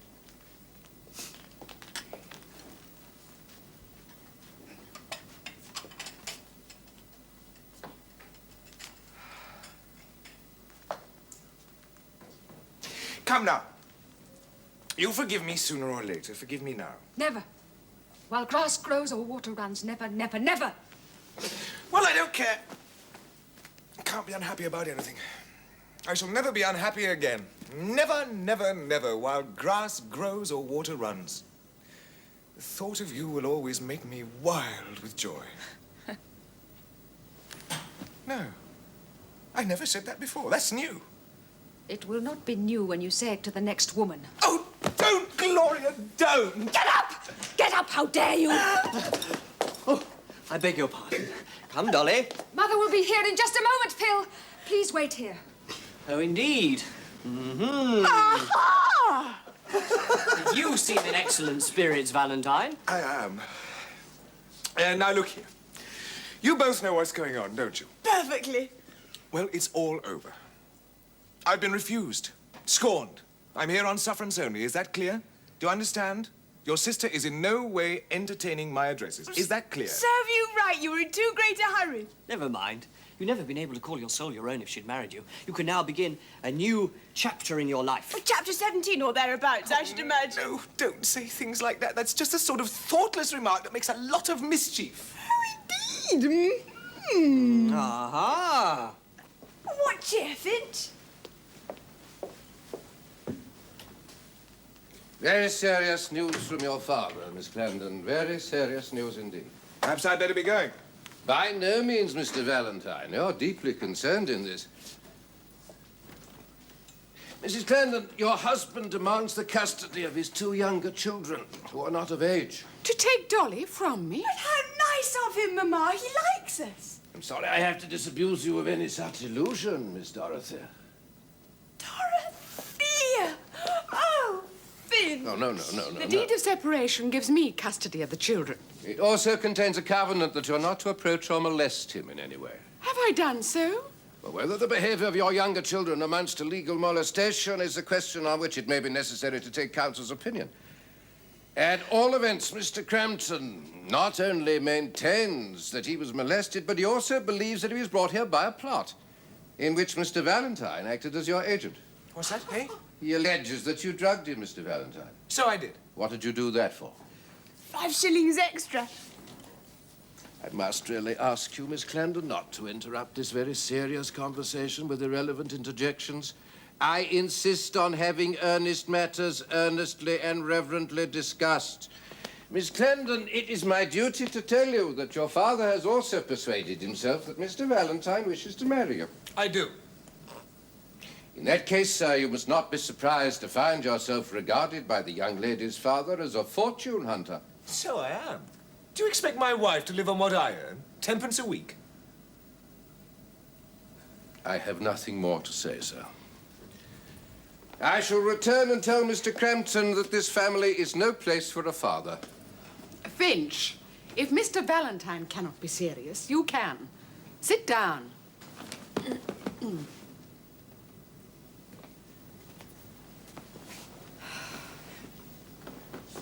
You know that all this is a made-up case, that Fergus does not believe in it any more than you do. Now give me your real advice, your friendly, sincere advice. You know I have always trusted your judgment. I promise you the children will be quiet. Well, what I want to say is this. In the old arrangement with your husband, Mrs. Clandon, you had him at a terrible disadvantage. How so, pray? Well, you were an advanced woman accustomed to defy public opinion, with no regard for what the world might say of you. Yes, that's true. On the other hand, your husband had a great horror of anything getting into the papers. There was his business to be considered, as well as the prejudices of an old-fashioned family. Not to mention his own prejudices. Now, no doubt he behaved very badly, Mrs. Clandon. No doubt. But was it altogether his fault? Was it mine? No. No, of course not. You do not mean that, Mr. McComas. My dear young lady, you pick me up very sharply. But let me just put this to you. When a man makes an unsuitable marriage, nobody's fault, you know, but purely accidental incompatibility of tastes. When he is deprived by that misfortune of the domestic sympathy, which I take it is what a man marries for, is it to be wondered at that he makes matters worse at first by blaming his wife, and even in his desperation by occasionally drinking himself into a violent condition, or seeking sympathy elsewhere? I did not blame him. I simply rescued myself and the children from him. Yes, but you made hard terms, Mrs. Clandon. You had him at your mercy. You brought him to his knees when you threatened to make the matter public by applying to the courts for a judicial separation. Now, suppose he'd had that power over you and used it to take your children away from you and bring them up in ignorance of your very name. How would you feel? What would you do? Or won't you make some allowances for his feelings in common humanity? I never discovered his feelings. I discovered his temper and the rest of his common humanity. Women can be very hard, Mrs. Clandon. That's true. Be silent! Let me make one last appeal, Mrs. Clandon. Believe me, there are men who have a good deal of feeling, and kind feeling, too, which are not able to express. What you miss in Crampton is that mere veneer of civilization. The art of showing worthless attentions and paying insincere compliments in a kindly, charming way. If you lived in London, where the whole system is one of false good fellowship, and you've been know a man for 20 years without finding out that he hates you like poison, you'd soon have your eyes open. There we do unkind things in a kind way. We say bitter things in a sweet voice. We always give our friends chloroform and we tear them to pieces.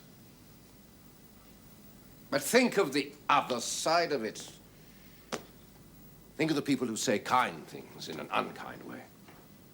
People whose touch hurts, whose voices jar, whose tempers play them false. Who wound and worry the people they love in the very act of trying to conciliate them. And yet who need affection just as much as the rest of us. Oh, Crampton has an abominable temper. I admit he's no manners, no tact, no grace. He'll never be able to gain anyone's affection unless they will take his desire for it on trust. Is he to have none? Not even pity from his own flesh and blood? Oh, how beautiful, Finch. How nice of you. Finch, this is eloquence. Positive eloquence. Oh, can't we give him another chance, Mamma? Can't we have him to dinner? No, Dolly, I hardly got any lunch. My dear Finch, there is not the least use in talking to me about Fergus. You have never been married to him. I have. Miss Clandon, I've hitherto refrained from appealing to you. But if what Mr. Crampton told me be true, you've been more merciless even than your mother. You appeal from her strength to my weakness? Not your weakness, Miss Clandon. I appeal from her intellect to your heart. I have learned to mistrust my heart. I would tear my heart out and throw it away if I could. My answer to you is my mother's answer. I'm sorry, very sorry. I've done my best. But what did you expect, Finch? What do you want us to do? Well, the first step for both you and Crampton is to obtain counsel's opinion as to whether he's bound by the deed of separation or not. Now, why not obtain that opinion at once and have a friendly meeting? Or shall we say a neutral meeting? To settle the difficulty here, in this hotel. Tonight, what do you say? But where is counsel's opinion to come from? It has dropped down on us from out of the clouds.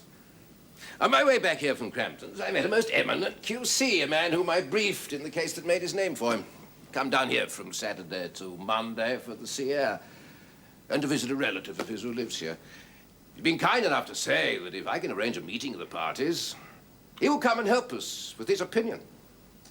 Now, do let us seize this chance of a quiet, friendly family adjustment. Let me bring my friend here and try and persuade Crampton to come true. Come, consent. Finch, I don't want counsel's opinion because I intend to be guided by my own opinion. I don't want to meet Fergus again because I don't like him and don't believe the meeting will do any good. However, you seem to have persuaded the children he's not quite hopeless. Do as you please. Thank you, Mrs. Clandon. Well, 9 o'clock suits you. Perfectly, but if I'm to be accused of conspiring with Mr. Valentine, I think he had better be present. I quite agree with you. I think it's most important. There can be no objection to that, I think. I have the greatest hopes of a happy settlement. Goodbye for the present. William, Yes. we expect visitors at 9. Can we have dinner at 7 instead of 7:30? 7, ma'am. Certainly, ma'am. It'll be a convenience for us. This busy evening, there will be the band and the arranging of the fairy lights, one thing and another. Fairy lights? Band? William, what mean you? The fancy ball, miss. Fancy ball? Yes, sir. Given by the Regatta Committee for the benefit of the lifeboats, sir. Oh, we often have them, ma'am. Chinese lanterns in the garden, very bright and pleasant, very gay and innocent indeed. Tickets downstairs at the office, sir, 5 shillings. Ladies, half price if accompanied by a gentleman. To the office, William! No, they must not go dancing tonight. They must stay here to meet their father. I understand. I've stayed too long. I'm going. I owe you some apology, Mr. Valentine. I am conscious of having spoken somewhat sharply to you, perhaps rudely. Not at all. My only excuse is that it is very difficult to give consideration and respect when there is no dignity of character on the other side to command it. How is a man to look dignified when he's infatuated? Don't say those things to me. I forbid you. They are insults. No. They're only follies. I can't help them. If you were really in love, it would not make you foolish. It would give you dignity, earnestness, even beauty. Do you really think it would make me beautiful? You see, you're not in earnest. Love can't give any man new gifts. It can only heighten the gifts he was born with. What gifts were you born with, pray? Lightness of heart. And lightness of head, and lightness of faith, and lightness of everything that makes a man. Yes. The whole world is like a feather dancing in the light now. And Gloria is the sun. Beg pardon. I'm off. Back at 9. Goodbye. Idiot!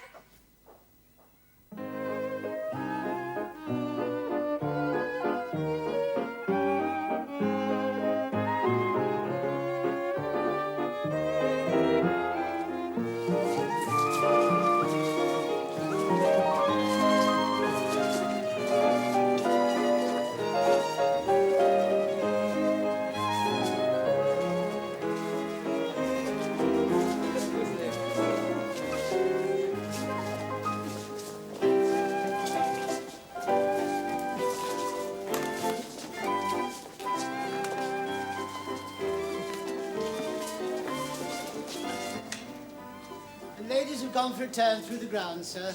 If you'll be so good as to take seats, gentlemen, I shall tell you.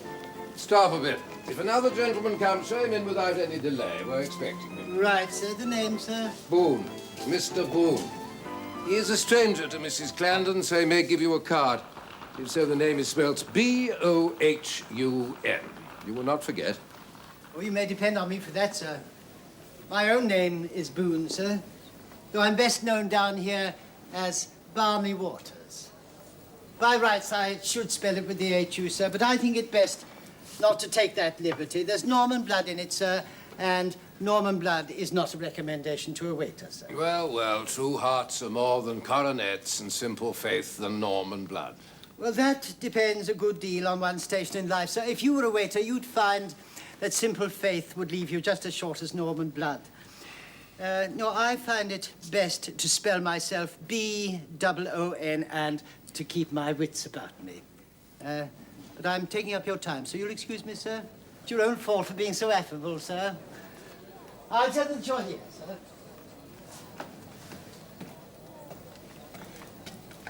Crampton, I can depend on you, can't Yes, I'll be quiet. I'll be patient. I'll do my best. I? Remember, I've not given you away. I've told them it was all their fault. You told me it was all my fault. I told you the truth.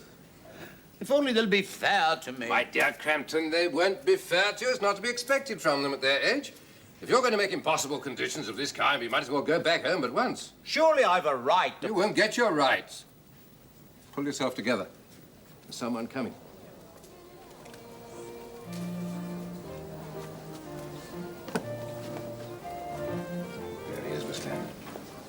Be kind to him. I leave you with him for a moment. Where's McComas? Gone out. To leave us together. Delicacy on his part, I suppose.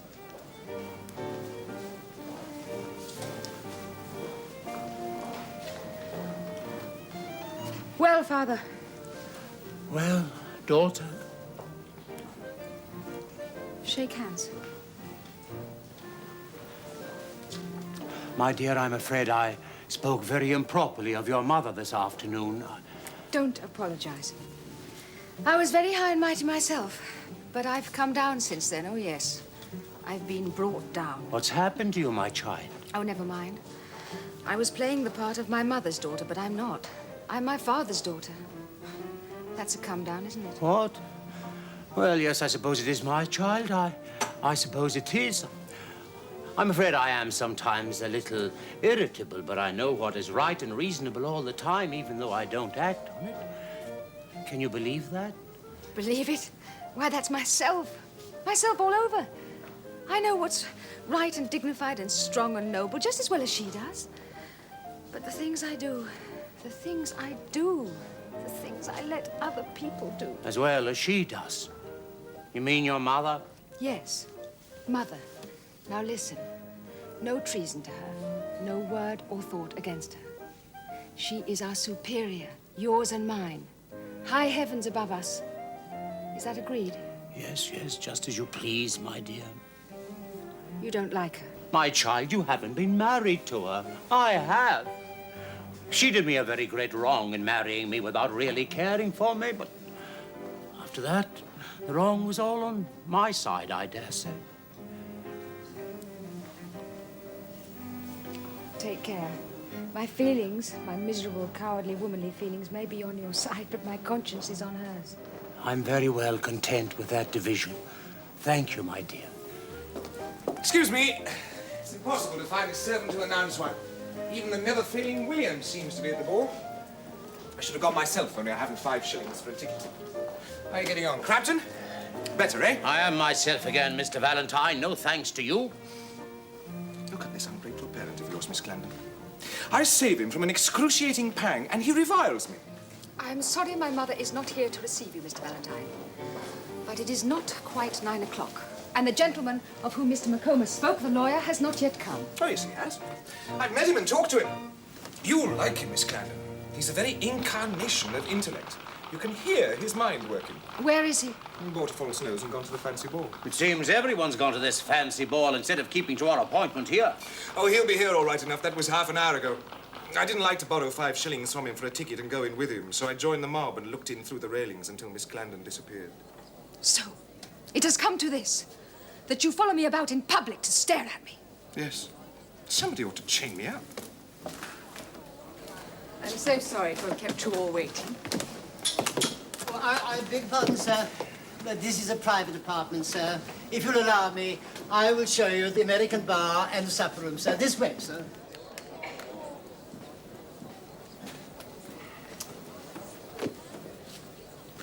My name is Boone. Have I the honor of addressing Mrs. Clandon? Miss Clandon? Mr. Clandon? My name is Crampton, sir. Oh, indeed. Are you Mr. Clandon? Do I look like it? My name is Valentine. I did the drugging. Ah, quite so. Then Mr. Clandon has not yet arrived. I beg your pardon, ma'am, but can you tell me what became of the... Oh, I beg your pardon, sir, I'm sure. Was it you? It was I. You in false nose, Walter. Oh, I beg pardon, ma'am. A little giddiness. You will excuse him, Mrs. Clandon, when I inform you that he is my father. No, no, Walter, a waiter for a father on top of a false nose. What will people think of you, Walter? I'm delighted to hear it, Mr. Boone. Your father has been an excellent friend to us since we came here. Oh, no, no, ma'am, that's very kind of you. Very ladylike and affable indeed, ma'am, but I should feel at a great disadvantage off my own proper footing, ma'am. Never mind my being this gentleman's father, ma'am. It is only the accident of birth, after all. If you'll excuse me, ma'am, I'm sure, having interrupted your business. One moment. My father was a witness, was he not, of what passed the day, Mrs. Clandon? Yes, most of it, I think. In that case, we shall want it. Well, I hope it will not be necessary, sir. Very busy evening for me, sir. That ball, very busy evening indeed. We shall want you. Sit down, won't you? Oh, if you please, ma'am, I really must draw the line at sitting down. No, I couldn't let myself be seen doing such a thing. Thank you, ma'am, all the same, ma'am. Don't let us waste time. William only wants to go on taking care of us. I should like a cup of coffee. Oh, yes, coffee, ma'am. Yes, certainly, miss. Thank you, miss. Very timely, miss. Very thoughtful and considerate indeed, miss. Anything for you, ma'am? Yes, it's so hot, I think we might have a jug of claret cup. Yes, certainly, ma'am. Oh, well, I'll have claret instead of coffee. Put some cucumber in it. Cucumber, miss? Certainly, miss. Anything special for you, sir? You don't like cucumber, do you? If Mrs. Clandon will allow me, siphon scotch. Siphon scotch. And an Irish for you, I think, sir? And I like cucumber. And a cucumber, sir, yes. That's one siphon claret and one scotch and one Irish. I think that's right. Directly, ma'am. Coming directly. We can begin now, I suppose. We had better wait until Mrs. Clandon's husband arrives. What do you mean? I'm her husband. You said just now that your name was Crampton. So it is. Mrs. Clandon, is it advanced? One moment! Pray allow me. Sit down, everybody.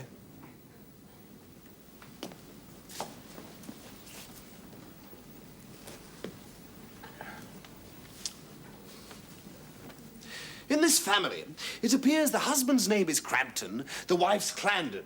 Thus, we have on the very threshold of the case an element of confusion. But it's perfectly simple. It is. Mrs. Clandon has adopted another name.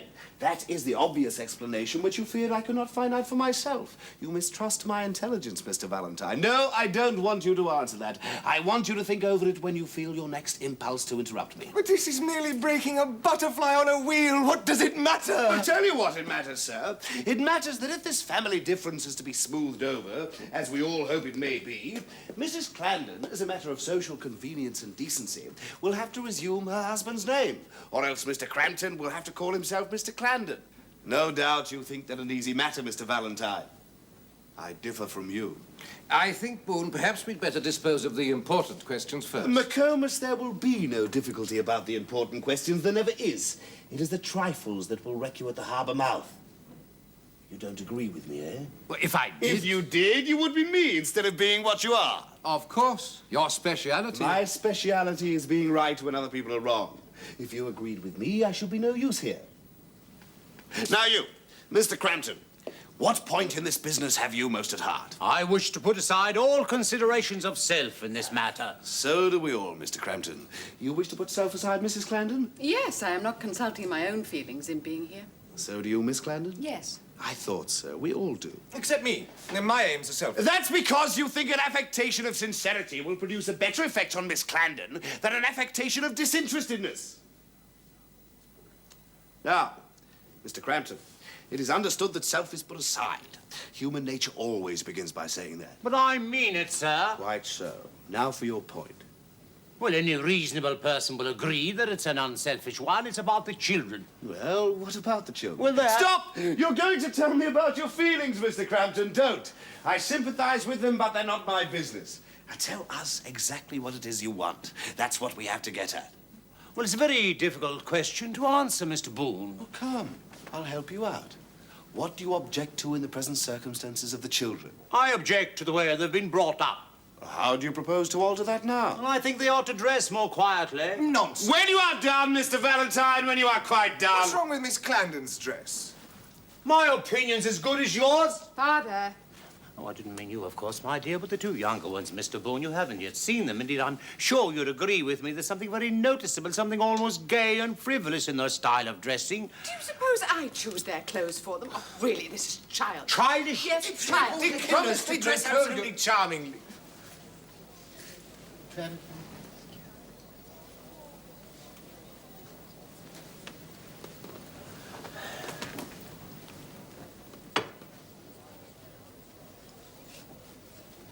Scotch and soda.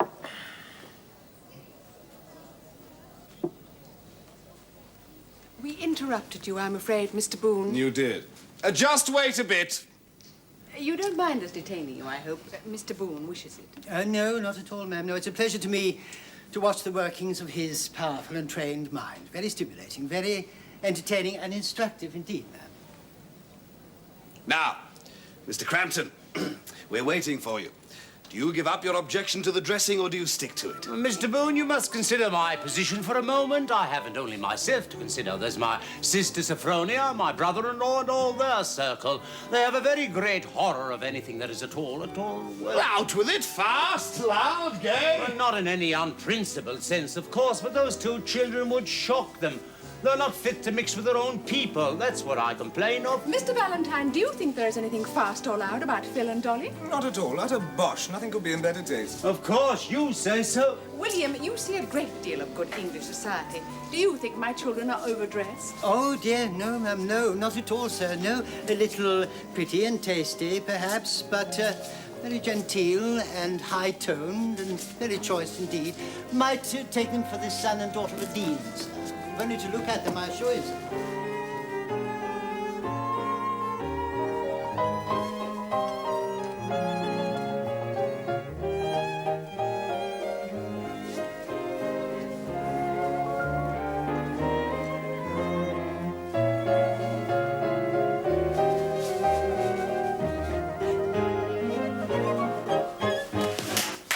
Give me down, sir, I'm going to fall. Papa, give me down! Child!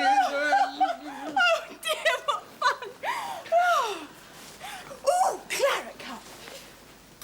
This is the younger lady, is it? Yes. Please, who are you? This is Mr. Boone, Dolly, who has very kindly come to help us this evening. Ooh, so he comes as a boon and a blessing to men. Mr. Boone McComas, I appeal to you. Is this right? Could you blame my sister's family for objecting to it? Have you begun again? No, perhaps it's only natural at your age. Never mind my age. Do you think it's pretty? Yes, my child, But yes. do you like it? My child, how can you expect me to like it or approve of it? Well, how can you think it's pretty and not like it? Oh, really? No, I don't must interrupt, say- McComas. The young lady's method is right. Press your questions, Miss Clandon, press your questions. Dear, you really are a regular overwhelmer. Do you always go on like that? Yes. Don't you try to put me out of countenance, young lady. You're too young to do it. Sit down. Now, Mr. Crampton, the facts are before you, both of them. You think you'd like to have your two youngest children to live with you. Well, you wouldn't. No, you wouldn't. You think you would, but I know better than you. You'd want this young lady here to give up dressing like a stage Columbine in the evening and like a fashionable Columbine in the morning. Well, she won't. Never. She thinks she will, but she won't. No, I don't. I shall never give up dressing prettily, never. As Gloria said to that man in Madeira, never, never, never, while grass grows or water runs. What? What? When did she say that? Who did she say that Mr. to? Valentine- Don't you interrupt me, sir. This is something really serious. I insist on knowing who Miss Clandon said that to. Ooh, perhaps Phil remembers. Which was it, Phil? Number 3 or number 5? Number 5? Oh, courage, Valentine. It wasn't number 5. It was only some tame naval lieutenant who was always on hand, the most patient and harmless of mortals. What are we discussing now, pray? Oh, I'm sorry. Excuse me, I'm sorry I interrupted. I shall intrude no further, Mrs. Clandon. Aha! Please go on, Mr. Boone. You're going to bully us, Mr. Booth. Yes, you are. You think you're not, but you are. I can tell by your eyebrows. Mrs. Clandon, these are clever children. Clear-headed, well-brought-up children. I make that admission deliberately. Can you, in return, point out to me any way of inducing them to hold their tongues? Dolly, dearest. Our old failing Dolly, silence. Now, Mr. Boone, before they begin again. Be quick, sir, be quick. Dear William. Have you any intention of getting married? I? Well, Finch does call me by my Christian name. I will not have this. Mr. Boone, I use the young lady's Christian name naturally as an old friend of her mother's. Yes, you may call me Dolly as an old friend of Mother's, but what about Dorothea? Keep your temper, McComas. Don't let us quarrel. Be patient. I will not be patient. You're showing the most wicked weakness of character, Crampton. I say this is monstrous. Mr. Boone, please bully Finch for us. I will. McComas, you're making yourself ridiculous. Sit down. No, sit down. Sit down.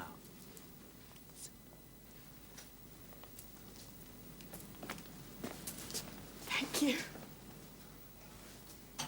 Now listen to me, all of you. I give no opinion, McComas, as to how far you may or may not have committed yourself in the direction indicated by this young lady. Don't interrupt, McComas. If she doesn't marry you, she will marry somebody else. That is the solution of the difficulty as to her not bearing her father's name. The other lady intends to get married. Oh, yes, you do. You don't know it, but you do. Stop! I warn you not to answer for my intentions. It's no use, Miss Clandon. You can't put me down. I tell you, your name will soon be neither Clandon nor Crampton, and I could tell you what it will be if I chose. Mr. Crampton, your notion of going to law is all nonsense. Your children will be of age before you can get the point decided. You can do nothing but make a friendly arrangement. If you want your family more than they want you, you'll get the worst of the arrangement. If they want you more than you want them, you'll get the better of it. The strength of their position lies in their being very agreeable people personally. The strength of your position lies in your income. Oh, now you look quite like a human being. Can I have just one dance with you? You can dance, can't you? Yes! You think I can't, but I can. Allow me.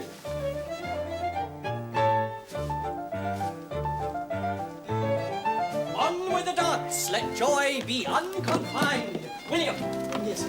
Can you procure a couple of dominoes and false noses for my father and Mr. McComas? Most certainly not, I protest. Yes, yes, what harm will it do just for once? McComas, don't let us be spoiled sports. Crampton, you are not the man I took you for. Bullies are always cowards. Oh, never mind, we must indulge them a little.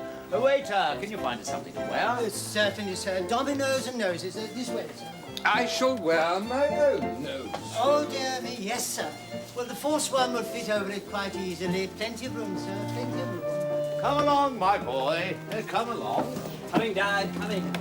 Did you feel the pathos of that? Why did Mr. Valentine go away so suddenly, I wonder?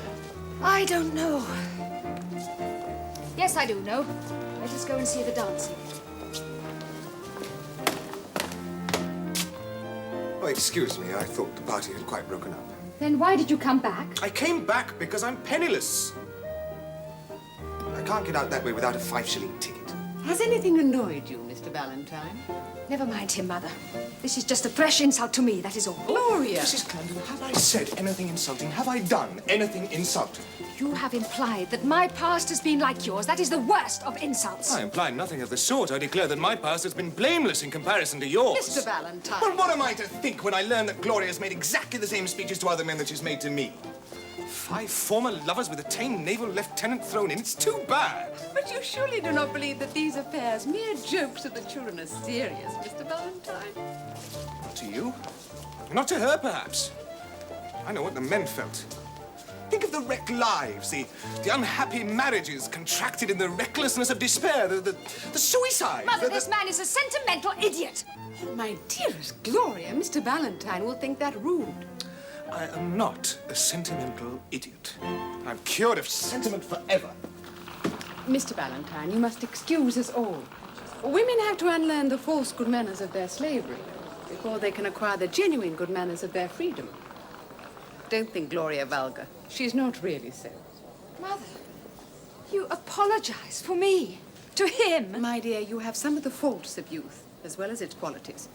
And Mr. Valentine seems rather too old-fashioned in his ideas of his own sex to enjoy being called an idiot. Now, had we better not go and see what Dolly is doing? Do you go, Mother? I wish to speak to Mr. Valentine alone. My dear... I beg your pardon, Gloria. Certainly.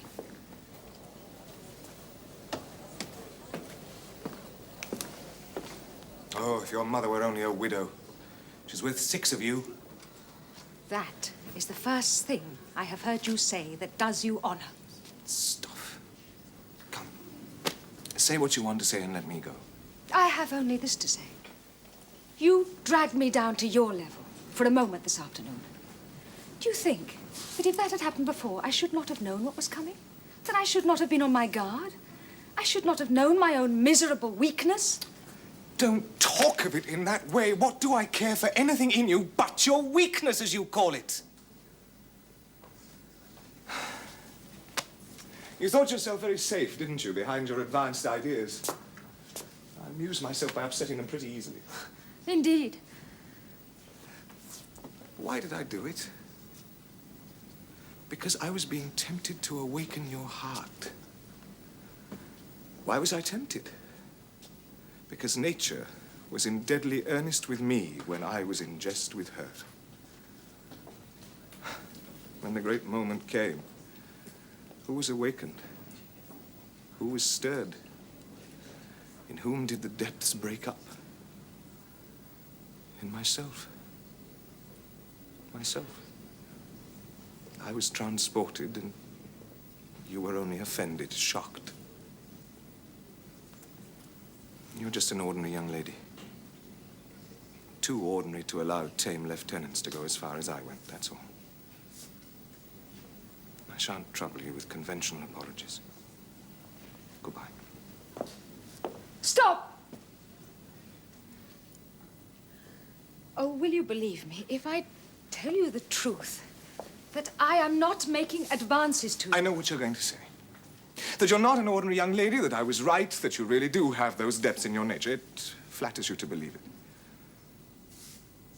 Well, I grant you're not an ordinary young lady in some ways. You're very clever. But you haven't been awakened yet. You didn't care. You don't care. It was my tragedy, not yours. Goodbye.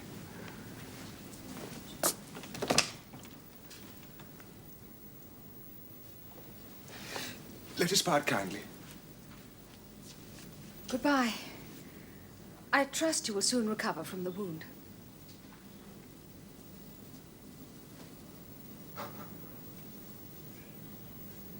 Oh, I shall recover. Such wounds heal more than they harm. After all, I still have my own Gloria. What do you mean? The Gloria of my imagination. Keep your own Gloria. The Gloria of your imagination. The real Gloria. The real Gloria who was shocked, offended, horrified. Oh, yes, quite truly. Who was driven mad with shame by the feeling that all her power had broken from her when she... Take care. I'm losing my senses again. No, Gloria, be sensible. I haven't a penny in the world. Can't you earn one? Other people do. No, I never could. No, my dearest love. No, I'd be the merest fortune-hunting adventurer if you...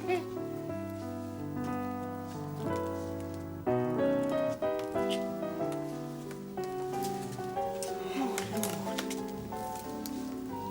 I don't know anything about women. 12 years' experience is just not enough.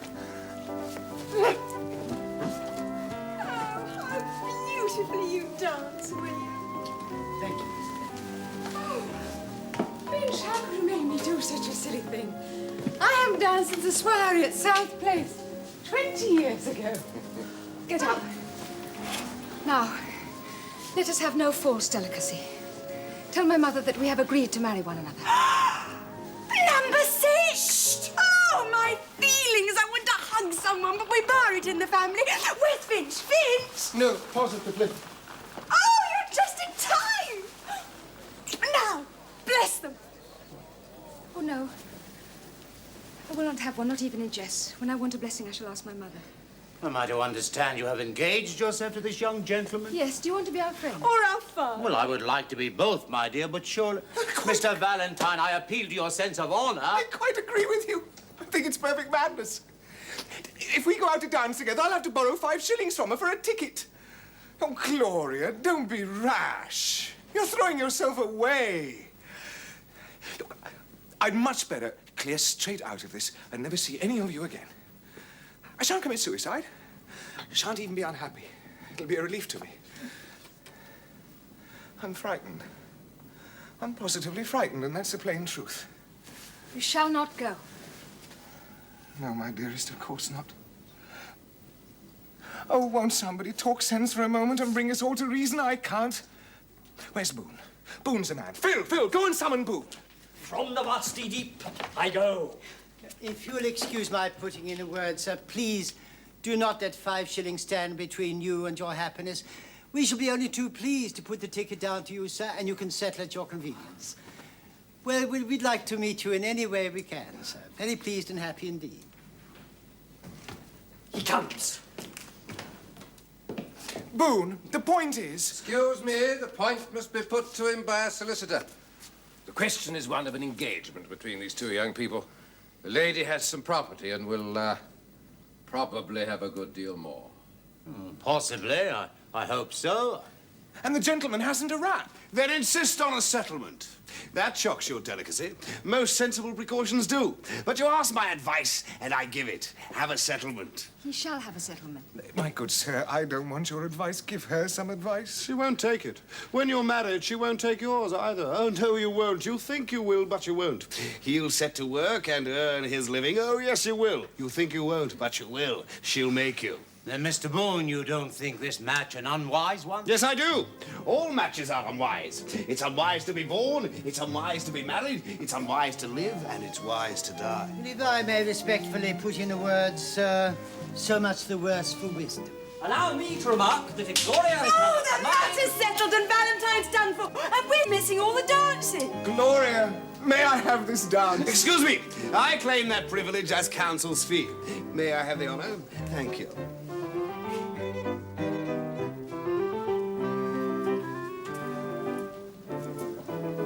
Dolly, may I? Nonsense. Where's Finch? My Finch. Oh, no. Pray restrain. Really? Mrs Clandon, may I?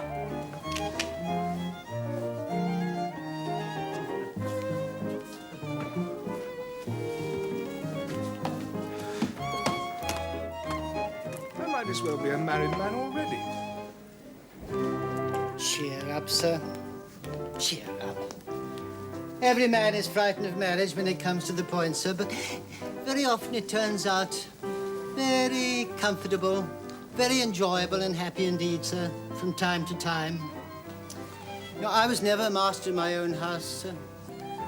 My wife was like your young lady. She was of a commanding and masterful disposition, which my son has inherited. But if I had my life to live twice over, I'd do it again. I'd do it again. You never can tell, sir. You never can tell.